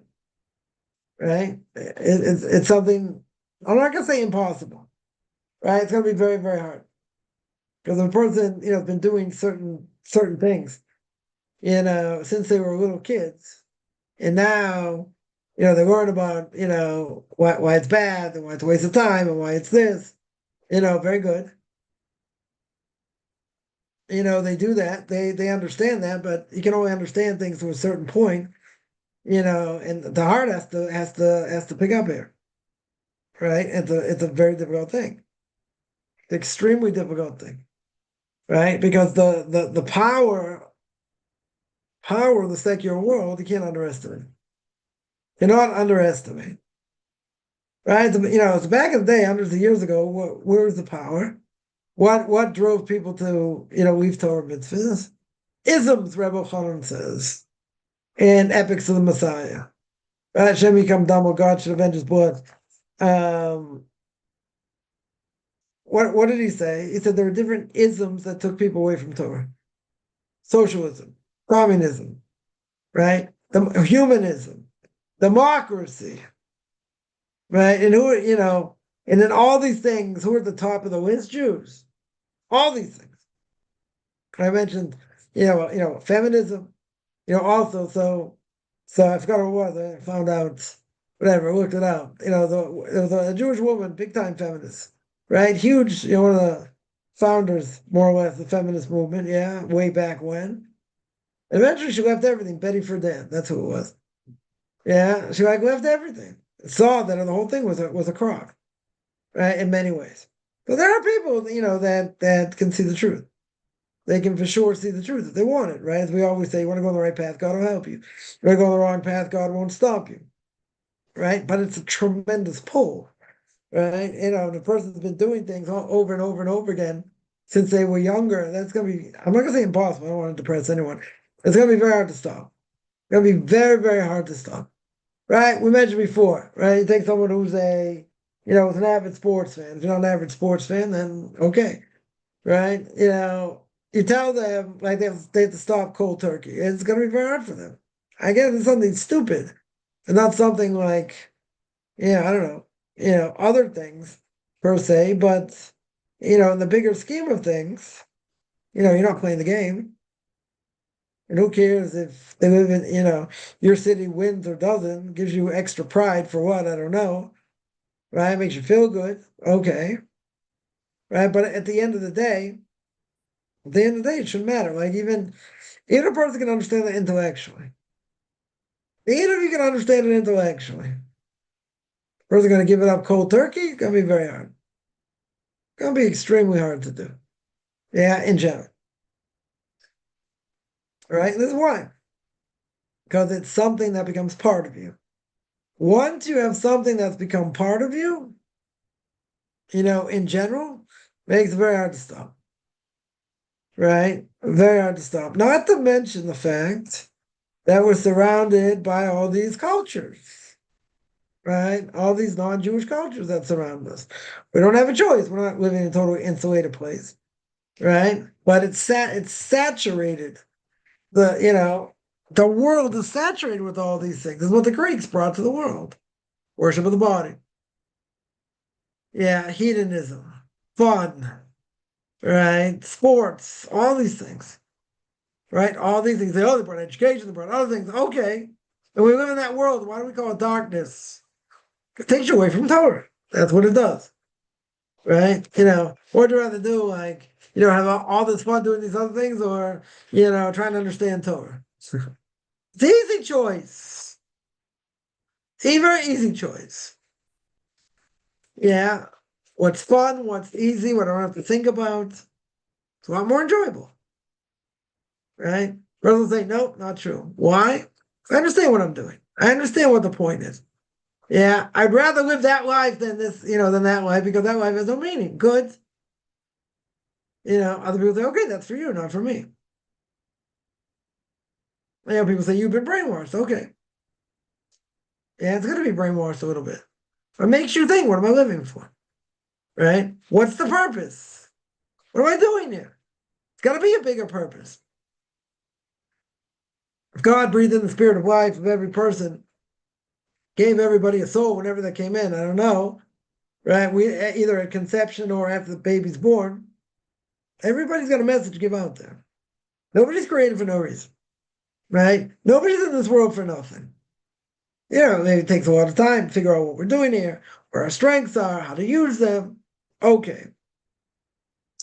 Right? But at the end of the day, there's purpose, there's order, right? There's meaning. Isn't there, plenty of reasons to say there's a lot of fluff? Yes. A lot of things that don't make sense? Yes. Yeah, but, should we live the motto, eat, drink, and be merry, lest tomorrow I die? As Isaiah says, some people live it. Why? Because that's their reality. The reality is, I don't want to struggle. The reality is, I don't want to go through difficulty. I don't want to go through hardship. I don't want to do any of these hard things, any of these difficult things. Why should I? I don't want to be in this world to toy. I want to have fun. I want to enjoy. I want to do these other things. Okay. Yeah. At the end of the day, that's the question everyone has to ask. What am I here for? What's my purpose? Yeah, most people are not asking that question because they don't care. People say, well, we're just here to survive. Eating to live and living to eat. Okay.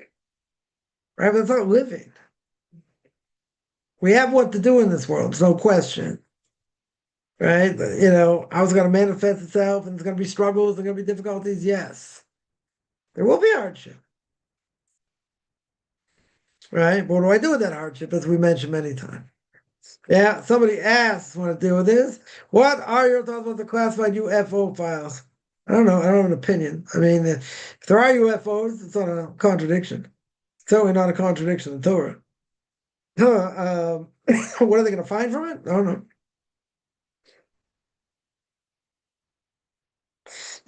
It's interesting. It's going to change. The fact I'm going to get up tomorrow morning, put on tefillin? No. In the bigger scheme of things, does it make any difference in our lives? Probably not. Right? It's interesting. I'm not gonna say it's not interesting. It can very well be interesting. Yeah. Yeah. I don't make too much of it. Right. The most, try and focus on what we need to do as Jews and non-Jews. That's our focus. Right? Other things like, they're interesting things. I think I think there are a lot of interesting things out there. Right. But, problem is that people get caught up with things that are interesting that have no relevance. Right. And once they have once they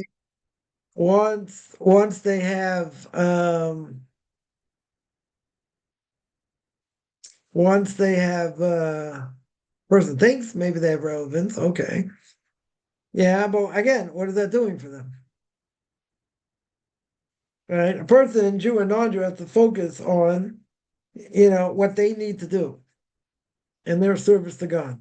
It doesn't do anything. I mean, it's interesting, right? There are a lot of interesting things, I think, out there, right? But I would say a lot of it is total distraction, right? It has no relevance.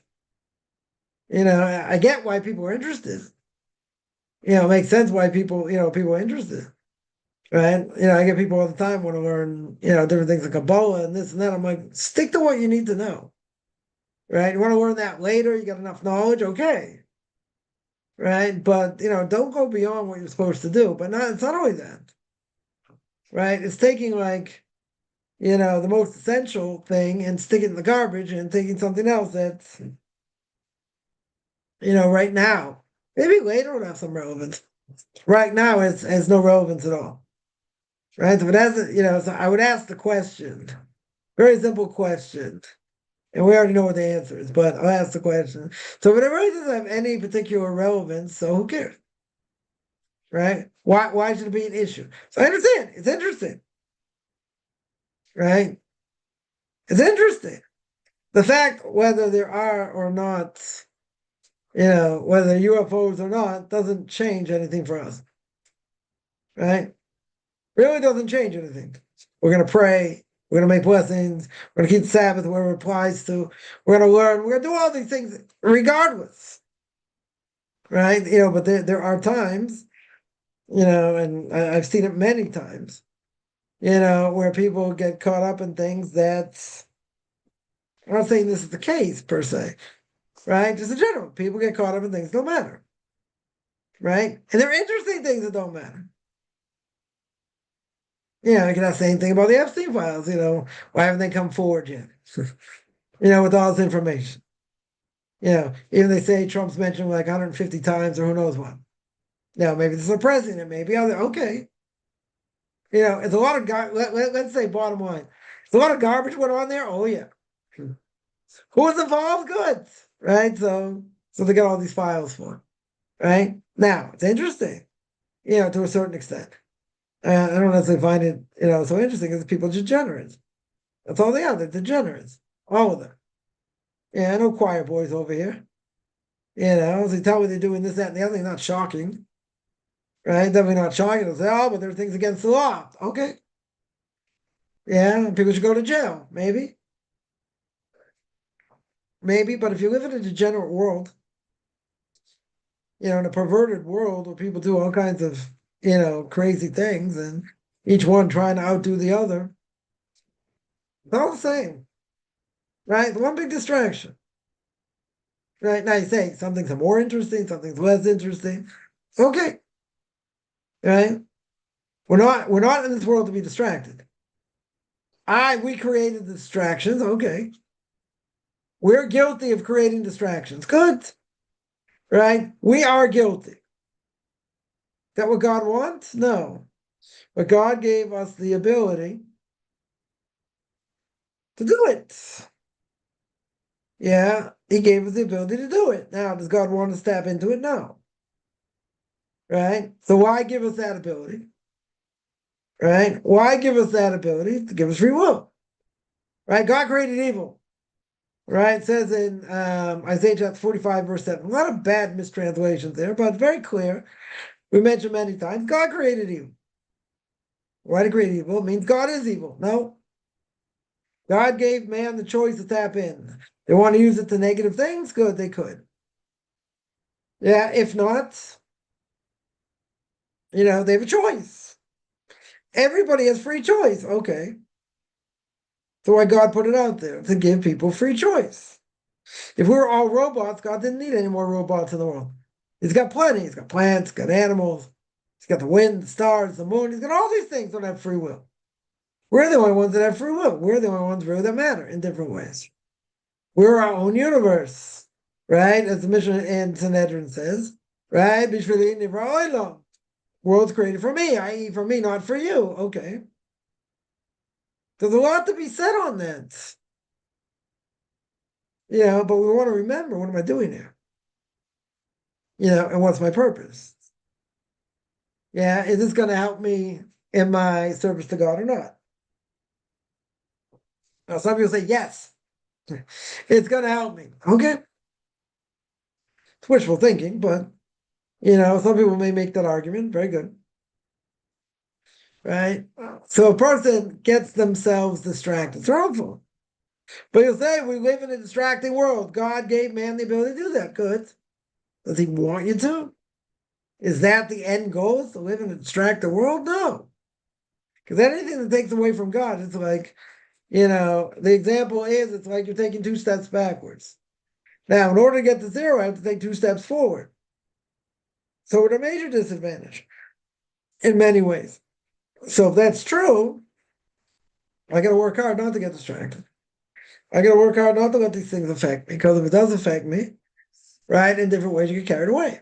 You could get carried away. So, but that's the whole test, right? Right? But again, what's the wrong argument? Must mean your Torah is weak. Doesn't mean the Torah is weak. Right? It means the other side is strong. The other side is very strong, very enticing. Right? We have to tap into Torah. We have to make ourselves strong, strong as possible, and look at these things they are just like totally disgusting and wouldn't even come up, wouldn't even register something I would even think of. That's what has to happen. But we don't look at it that way. We don't see these things that are inherently bad. We'll make fun of it and say people get caught up in it, and I see people at football games like 20 below, and wearing tank tops and shorts, and getting stewed by tailgate parties and all that. Okay, well, it's better than doing other things. Better than going against Jews. Okay, so that's a purpose. But that's insanity. That is insanity. Yeah, people go to different extremes. So you say, what do you care? Let this person do what he wants. This person is enjoying his Saturday, Sunday afternoon, or whatever, by doing it. Okay, let them do whatever they want, right? It's true. That's not the question. The question always is, am I gaining spiritually or not? I'm not gaining spiritually, maybe it's not the thing I should be doing. But if it's been ingrained in your head for decades, or who knows what, it's hard to stop. It's like anything. It's like any addiction. Very, very hard to stop, right? Unless you hit rock bottom, right? Then that's a different issue. When you lose things and you lose important things, then you can understand you have a problem, right? I think anyone's got a, alcohol problem or drug addiction or whatever. Sometimes, as much as they maybe want to change and this and that, what happens? They have any incentive. Let's say they don't have incentive. Yeah, if they're married, the spouse isn't going to leave them, so like they get away with certain things. Okay. But I have to ask the question, right? We all have to ask the question, is this good for my soul or not? That's the question. And if you have a doubt, then you have to ask someone. If you don't really have a doubt, then you know what the answer is. But you'll say it's fun, you'll say it's enjoyable, you'll say a million different things, which could all be true. They can all be true except for one thing. It hurts the person in the long run.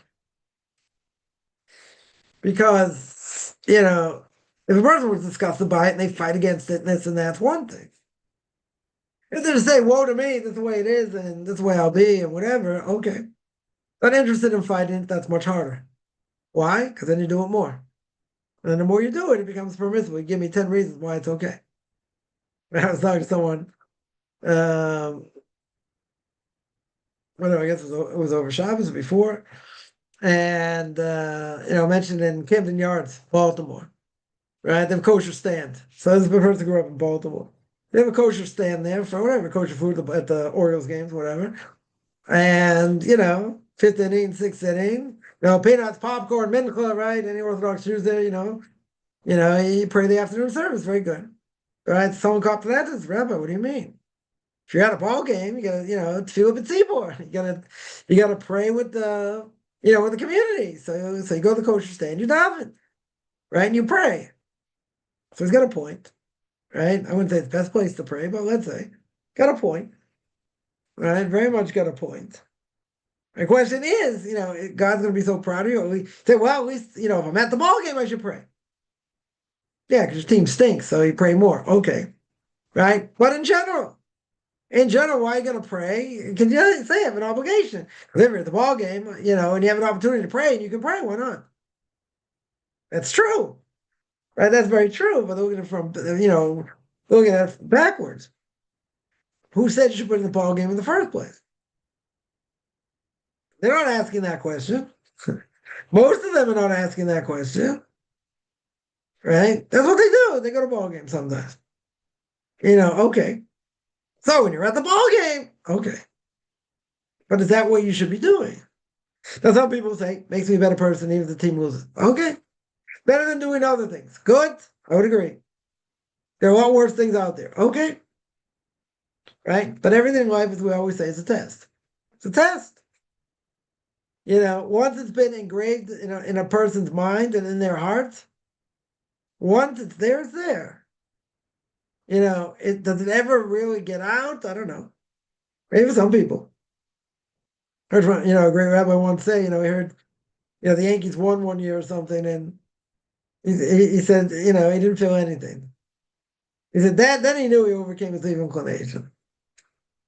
Yeah. So again, sports, not the end all things, or not I wouldn't say it's the worst thing by any stretch. Right? Plenty of other things are worse. Okay. But the point is, any of these things that have seeped in and the person's done and done over and over and over again, any type of addiction, whatever it is, or have a bad habit, let's say better, whatever bad habit is going to be much harder to fix. It's part of you. It's not part of your psyche. When a person gets pushed and in doing these things, doesn't stop. It's not like, oh, today's not going to be enjoyable. It's the opposite.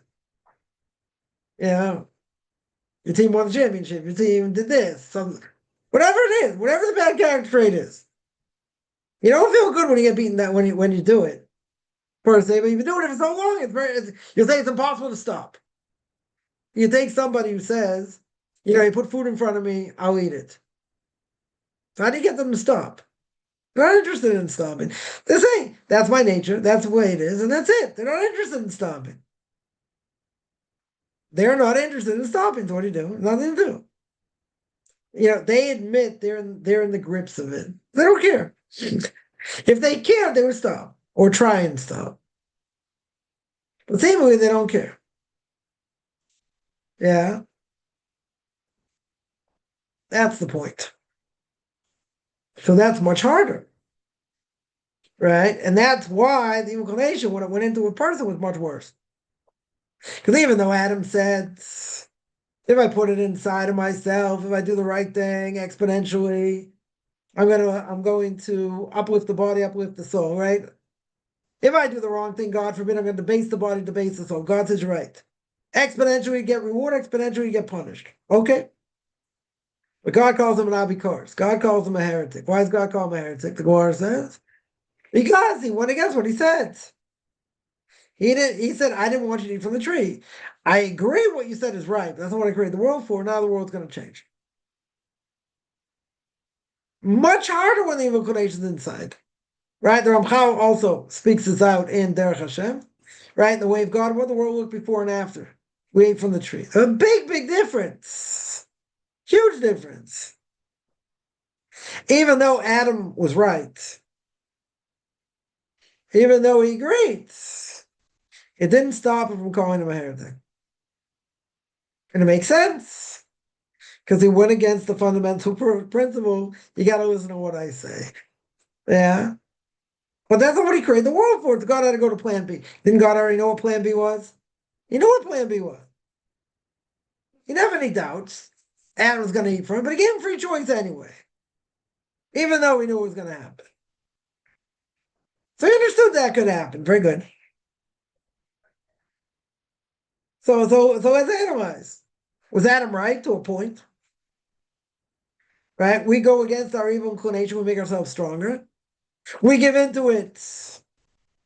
We debase the body, debase the soul. This conflict, by the way, goes on forever till you die. Sometimes stronger, sometimes weaker, sometimes we're better, sometimes not. But that goes all the time. All the time. Until a person dies. It's a common thing. It's a common thing. So on the one hand, Adam's right.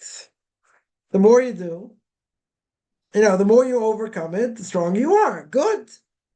Or can that have a negative effect? Can that have a huge negative effect? God said. Yeah, but that's not what I wanted. Regardless. Yeah, you allowed it to happen. Okay. But that's where we live in. So that's the whole point. All the Bali Muslims say. The more you give into it, the harder it is to stop. And you make excuses why it's permissible. You did it once, you feel really bad. Okay. You did it a second time, you feel really bad. Third time, you already give a reason why it's okay. Yeah? You're already giving reasons why it's okay. That's a difficulty. Right? That's the hardship over here. That is the hardship. And we struggle every day with it. Sometimes we're more successful, less successful. But again, the power of Torah with God's help can help overcome that. Okay. But the power of Torah itself doesn't do that per se. Because that's how strong the evil inclination is, right? So the argument people make, some people will say, come on, you're so weak. The Torah can't be that weak. Don't question the Torah being weak. That's not the question. First of all, we're a much weaker generation. Okay. But third of all, what's the issue? The issue is the evil inclination is very strong. It's very, very strong. Take that, imagine, in this generation, we said before, in this cream puff generation, what's the biggest thing that people have difficulty with is self-esteem. Right? It's a great rabbi told me that 20 years ago, and he said, got to build up our kids, tell them how great they are, 90% of what we say should be positive, blah, blah, blah. I said, yeah, but they'll be big bally guy, but they'll be conceited. I said, don't worry. I can work with that also, but that's not the problem. Right? We got to live in a cream puff generation. Who wants to go against the tide? Who wants to be different? Who wants to stick out? Some people do, for the wrong reason. Right? But at the end of the day, what do you have? What do you have? You have a lot of pressure. A lot of peer pressure. So in this process, whether a person becomes a Jew or not, or let's say a secular Jew becomes religious, a lot of times, I've spoken about this a lot, we're not going to harp on it because we're at the end here anyway, and that is family can go by the wayside. Family can be an albatross. Family is a problem, right, in general. They mean well to a certain extent, right? They can mean well, but what do they want? They want you to be more like them. That's what they want, right? That's what they want. They want you to be like them. That's what they want. And at some point, there are things you will not be able to do. Right? It's not even a question. Right? Things are outrightly forbidden. Let's say like going to a church for some service or something. That's forbidden. Right? You're going to say, come on, this, that, whatever. You can't do it. Is that going to make a rift? Yes. They're going to hate you forever? I don't know. I always tell people, you want to see how far people go, go to their house and bring your own food. If you keep kosher, yeah? Even if you're not Jewish yet and you're keeping kosher, okay, right? You're practicing for conversion. They say, but you're not Jewish yet. Doesn't matter. This is what I have to do. I have to practice, whatever. When it comes to food, people get offended. I can tell you from experience, people get offended.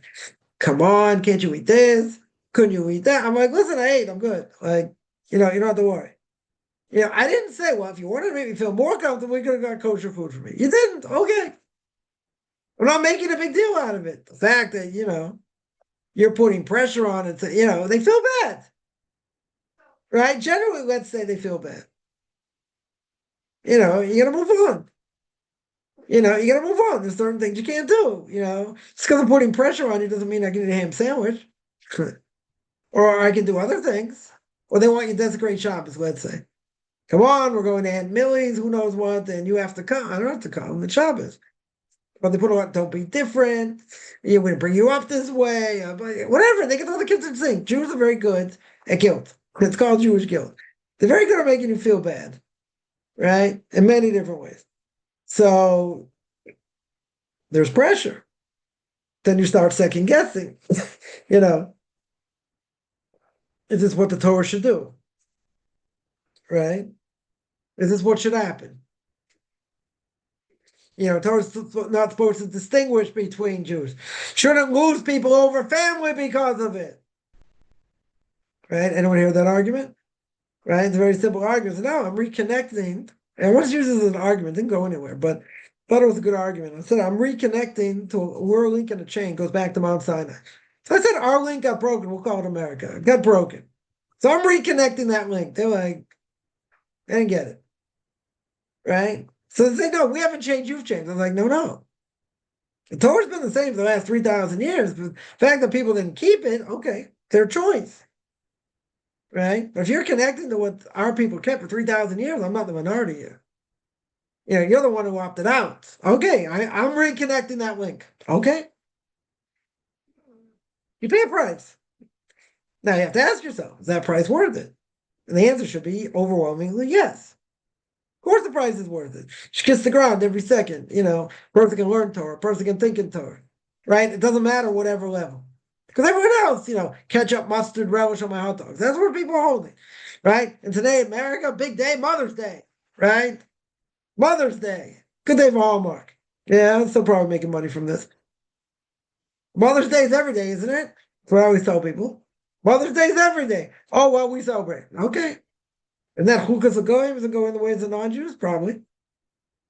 Most likely. It's a little more parv, I think, in certain ways. But that's the craziness. Like, they'll say, what's the problem? You don't treat your wife, your wife's the mother, blah, blah, blah. Sure. She should get respect every day, not just one day. So no, that's not the point. I get it. I understand what it is. Yeah, but think about it in the bigger scheme of things. It's a stupid thing. I'll say my Father's Day also, if I'm father, grandfather, whatever. So what? It's another day for Hallmark. Very good. I gotta learn to think and live like a Jew, period. And people are gonna make fun of you. And people will say things, nasty things. You gotta be strong enough to say, go eat kugel. Doesn't matter. Right? Jews are supposed to be different. There's a reason. And we said before, even though we're chosen means we have more obligations. Not that we're better just because we're Jews. Right? Anyone says that, they're racist. Right? But at the end of the day, I got to be the best I can be. And we make mistakes, make all kinds of mistakes, different things. Very good. Right? It's going to be a lot of pressure. And what are you supposed to do? We want you to come to this wedding. I can't. Oh, come on. It's not on Shabbos. It's not on a festival. You're right. The person married a non-Jew. Can't go. Right? Yeah. We didn't find any leniency. No, we said 30 years ago we weren't going to do this. We made it very clear. Hopefully it's a deterrent. Didn't work. Right? What do you expect? That's not what should be. We didn't tell your kid to marry a non-Jew. Not the non-Jew's fault.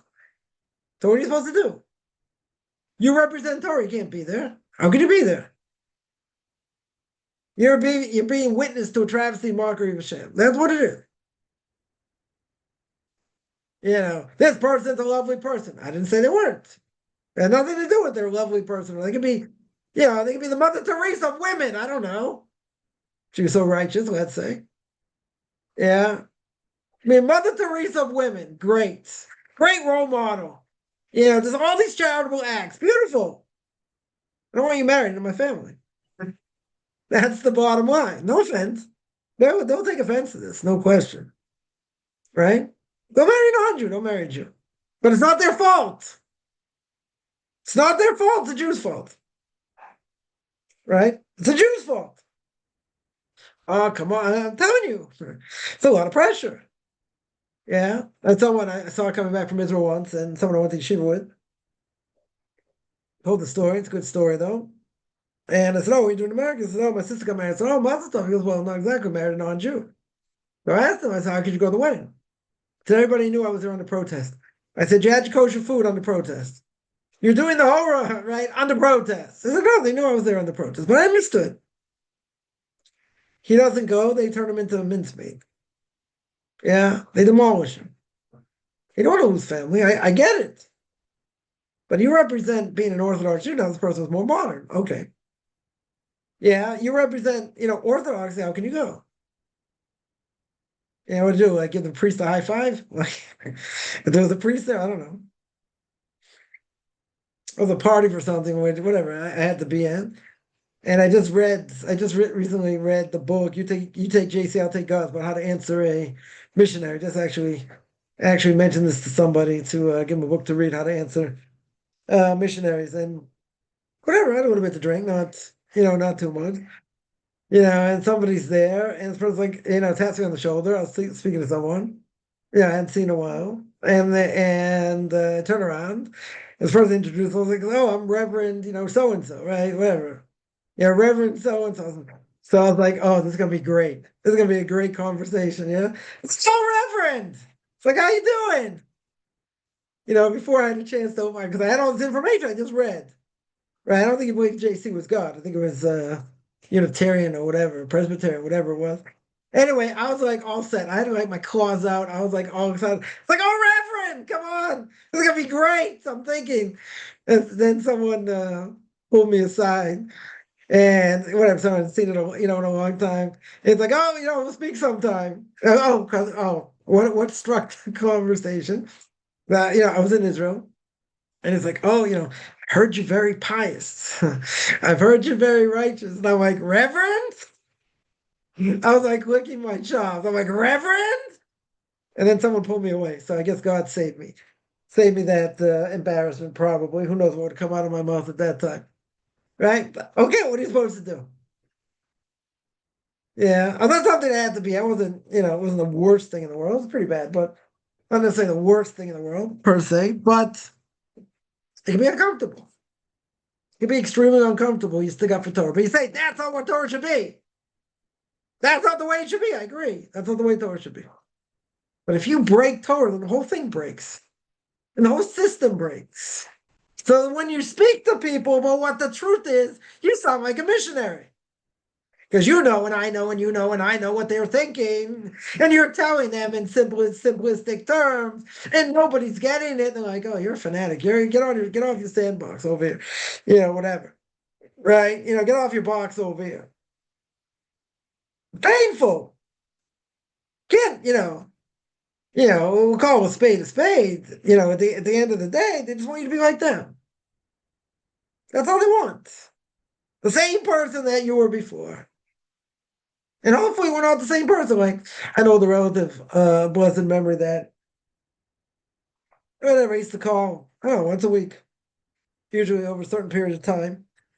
And we were talking about different things, just whatever, still very much with it at a very advanced age, whatever, very, very bright, big thinker, right, in general, in general. And whenever I made a comment about something, and they said, "Oh, that's the kid I remember. That's the person I remember," as if to say, like I'm a monster. Like I mean, I might be in other ways, but like you're just totally radically different than anyone else. Like someone called me Taliban. I'm like, "You know what the Taliban do?" And they started screaming at me. I was like, "You know what the Taliban do? Really?" I said, "Go look them up." I said, "You want me to give you some things that they've done over the years? Show you we're not the Taliban?" "I don't care. I hate Orthodox." Blah, blah. Okay. I'll make you feel so good. right? I understand where it comes from. Comes from the heart, yeah.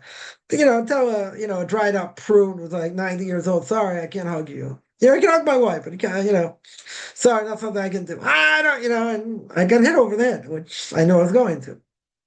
Yeah. Now, where did it come from? Not just they're offended per se. They're like, what? I can't give you a hug. Can't show you affection. I'm like, show my wife affection. Show my kids affection. Just can't show me affection. Even if they're a dried up prune, no offense, anyone's a dried up prune out there. Yeah, 90 years old. More than 90 years old at the time. 93, maybe. At the time, it's a couple years ago. Yeah. I understand. Where's the open-mindedness? I don't. Somebody said, that, basically, if I saw them in person, I wouldn't hug them. Like, don't even bother calling me. Like that's how open-minded some people are. So I joked about it. I said, you were the last person I ever danced with at a wedding. So I had a cousin's wedding like many, many years ago. I said, you were the last person who was never the same afterwards. I can never dance with another woman afterwards, right? Except maybe, my kids or my wife. I said, you just like broke the mold. That did not go over. Did not go over at all. Just like a scowl. Now, again, I understand where it comes from. Right? They feel offended. When we had my wedding party, after I got married here, so we had a wedding party in America, and a relative said, there's not going to be any mixed dancing, right? Between men and women. I said, I got a great idea. I said, after I come out, whatever, you and I are going to have a separate dance. We're going to have our own dance together. We'll do the horror together. I'll make them play a special song. I said, it'd be beautiful. I just walked away. I got away with words. I don't know. Very good at offending people. I was like, we can ham it up in front of the camera. It'll be beautiful. It'll be a momentum forever. A momentum forever. What are you, like, you for real? They can't say, oh, he must be gay. No, I'm married. That can't be. It can't be. When the last time I checked. Yeah, we'll keep this clean. But again, where's it coming from? It's coming from like an absolute hatred of Judaism, maybe. Or it's coming out of inconvenience. That's inconvenient. I don't want to dance with men. Someone came up to us and said, thank you very much. At least I don't have to look for women to dance with. Right? It's more traditional in certain ways, this guy. But other people got offended. So what to be open-minded? Someone to tell, this is how far it goes. I understand where it comes from. But for someone to say, you don't give me a hug and a kiss, don't even speak to me. Don't even like sniff the perfume my way. Like, that's it. There's a limit. Yeah. Where's it coming from? Really? You need a hug? Really? From a cousin, a second cousin, a fourth cousin, whatever. Really? Like, if I did a fist bump, would that be good enough? Maybe you could get away with a fist bump. I don't know. Right? Maybe. If I did that like they did in COVID, you go like this with your arm. Is that good enough? I think people do that. They don't like to shake hands. Right? Let's say. Like, you give me a hug or not. Like, that's it. Okay? I gotta say, come on, comes to that? It can. That's pressure. How much you want to hug the person? I don't know, but anybody enjoy getting screamed at? I don't think so. Anyone enjoy being, put in their place for being religious? I don't think so. There's pressure, right? That's the point. There's pressure, right? So, I did answer. I tried doing it a funny way. It backfired. Totally backfired. Yeah. But what else to do? I was going to say, well, I have to kill you first. Right? It's one of these things, Hari go Yavu, you have to give up your life rather than do it. Right? It's right. It's immorality. It doesn't matter if it's a fish handshake or anything else, or it's a fish hug, or you didn't do anything and they hug you. Okay, so what? You're gonna say no big deal. It's still forbidden. Still according to this forbidden. So people say, hey, really think, this is what God wants? He didn't give an age limit here. right? I had a relative I hadn't seen in a long time. Whatever, very long time. This person had to be, whatever, you're talking, how many years ago? I don't want to age myself here. 18, like almost 20 years ago. 18 years, 19 years ago.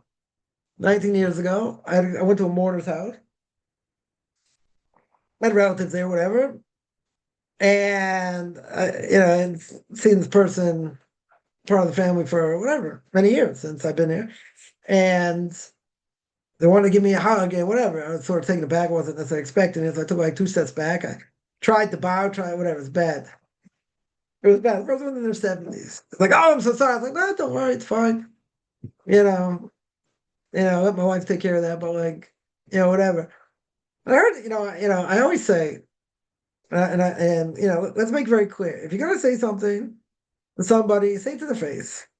If you're gonna mumble it and they hear you, they're gonna muffle it under their breath, but you hear them, that's worse. That's worse. If you're gonna be man or woman enough, say it to your face. I just, it's like this woman wrote a book. It was a pro-Israel book, and it's quote unquote, pro-Palestinian person, let's say, kept heckling them. And they just looked up and they said, just take off, take off the mask. Take off your scarf. Let me see your face. And they kept heckling. They kept saying the same stupid thing over and, all these different things. You're a Jew lover, you're this, you're that, blah, blah, blah. You don't care if babies are being killed. You don't care if there's genocide. Said, take off the mask. Let me see your face. Come on. Let me just see your face. What are you hiding from? Right? Or people write letters to the editor and they're so mad and this and that, and they say anonymous. Put your name to it. What are you afraid of? Oh, I got kids to marry off, other things. Like, what are you afraid of? Yeah. So the person said under the breath, come on, this person's so old. What are you doing? And, stupid religion thing and whatever. I got ears. I'm not deaf. Not yet. I listened to music very loud when I was younger. Thank God my ears still work. Yeah. I had a million things I could have said. Million things I could have said, right?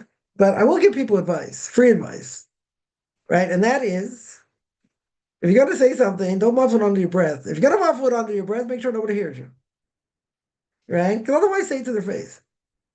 Don't be embarrassed. Say it to their face. I'm not saying it's a good thing, right? But if you muffle it under your breath and the other person hears you, that's, it's good theory. It's just it's a stupid thing, right? But again, what's the point? The shriveled up old prune. Can you hug them? Can a man hug them outside of mother, father, grandparent, great grandparent? Yeah. So that's it. Cousins, aunts, uncles, all these restrictions apply. Totally apply regardless of age. Regardless. Son-in-law being alone with a mother-in-law, let's say. You say, what's going to happen? 75 years old. So what? Things have happened. Doesn't matter. They said forbidden. Right? Can't be alone. Can't be alone unless you have, older kids around or whatever. Right? Or people walking in and out. Or whatever the case is. These are things you can't do. You're not allowed to do. So, and age doesn't matter here. Right? Doesn't matter if they're 90 years old. Doesn't matter if they're 80 years old or 85 years old. If it's forbidden, it's forbidden. That's it. So in certain cases, I try to make fun, try to make light. Bingo. They say the more you open your mouth, the more you get hammered. Okay. But you think, is that painful? What people say? Yeah, it is. But think of the perspective. Right? Right? Think of where it's coming from. Even if you know where it's coming from and this and that. Okay. Right? But the Torah. It doesn't change. That's the point. We make compromises where we have to, if it's possible. And if it's not possible, what are you supposed to do? According to many, even a fish handshake with someone of the opposite sex, you have to give up your life rather than do it. You have to give up your life rather than do it. The person's gonna get offended. Okay. So you try and get around that a little bit. Sometimes you can't. Or use the line that, I only shake hands with ugly women. I only hug ugly women. Sometimes that works. Unless they know ahead of time that, you don't shake or whatever. But you got to set out from the beginning. Well, some people don't know. They put out their hand and say, is it, some people say, I'll shake that hand because I won't embarrass them. I don't know, according to others, you have to give up your life. So what's the difference to embarrass them? You have to explain to them, I'm really sorry, religious reasons, I can't, whatever. And whatever happens, happens. You can't worry if they're going to be offended, right? If it's a Jew, they should know better. So not a Jew, I can't expect them to know. But you have to tell them. You have to, if they stick out there and say, really, I'm really sorry, whatever, it's uncomfortable. Okay. What else are you supposed to do? Yeah. So I always say, in many cases, the only thing you can do is damage control. That's all you can do. People are going to get offended no matter what. So you try, you try the best of your ability not to offend people. Yeah. That's what you do. And if you can't, if someone gets offended, it's not your fault. Right? Again, you do your best not to, but, people put a lot of pressure. That's the point. They put a lot of pressure, and people will say, okay, I can rely on this, rely on that. Rabbi told me a story. I'll end with this. Told me a story. He told us, not me, he told a story when I was giving class on the Tractate of Orthodox, and he told the story of somebody, whatever, rabbi that was in England. And, connection to the queen, there was, I don't know, got an award or something, I don't know exactly what. And the queen sticks out her hand. Right? Now, the queen, obviously, is wearing gloves. So maybe you could be more lenient in that sense. Right? It's a fish handshake, okay. Right? There's no, lust over here. It's a fish handshake with a glove. She's wearing gloves. So maybe wearing gloves is good enough. Maybe rip this to shreds. He said, what's the difference? She put out her hands. Not to shake it. It's the Queen of England. Okay. Maybe speak to people in between that can get the Queen's ear. And tell her, listen, if you're going to try and shake this rabbi's hand, you can't. So do something else. Respect his religious beliefs. Right? I guess it didn't happen. Let's say, or they didn't think that, whatever. The first album was okay. Right? Seemed to hold somehow was okay. Everything was okay. Right? It's not intimate. It's a fish hand. There are ways to be lenient in some cases. Maybe. But in general, you have to give up your life rather than do it. At the head of the state. Okay. It's a big test. Person works. With other people, men, women, whatever. Right? Someone puts out their hand. It's a common problem. Common problem. Yeah, but it's not something you're allowed to do. Now again, I've heard some, very few, say that they'd rather do that than embarrass them. Because embarrassing them is like killing them. Okay. Others say you have to die rather than do it. So who's going to die over here? The person from embarrassment or you? Yeah. These are questions. These are, oh, you don't live in the real world. These are real world questions. How to interact with others. But at the same time, you're trying to keep God's law and you're getting slammed all over the place. Oh, what's the matter? Can't shake a hand? What's the matter? Think I have cooties? Maybe. Think I smell bad? Maybe. Yeah. But again, there can be a lot of pressure. Tremendous amount of pressure. And at the end, we either believe the Torah is true or not true. So you have to keep it either way. So, you got to work around these type of issues. But can family themselves put a lot of pressure? Sure. Will they? I don't know. It depends. It depends how much, how offended they get and whatever. But anyway, yeah. Any other questions?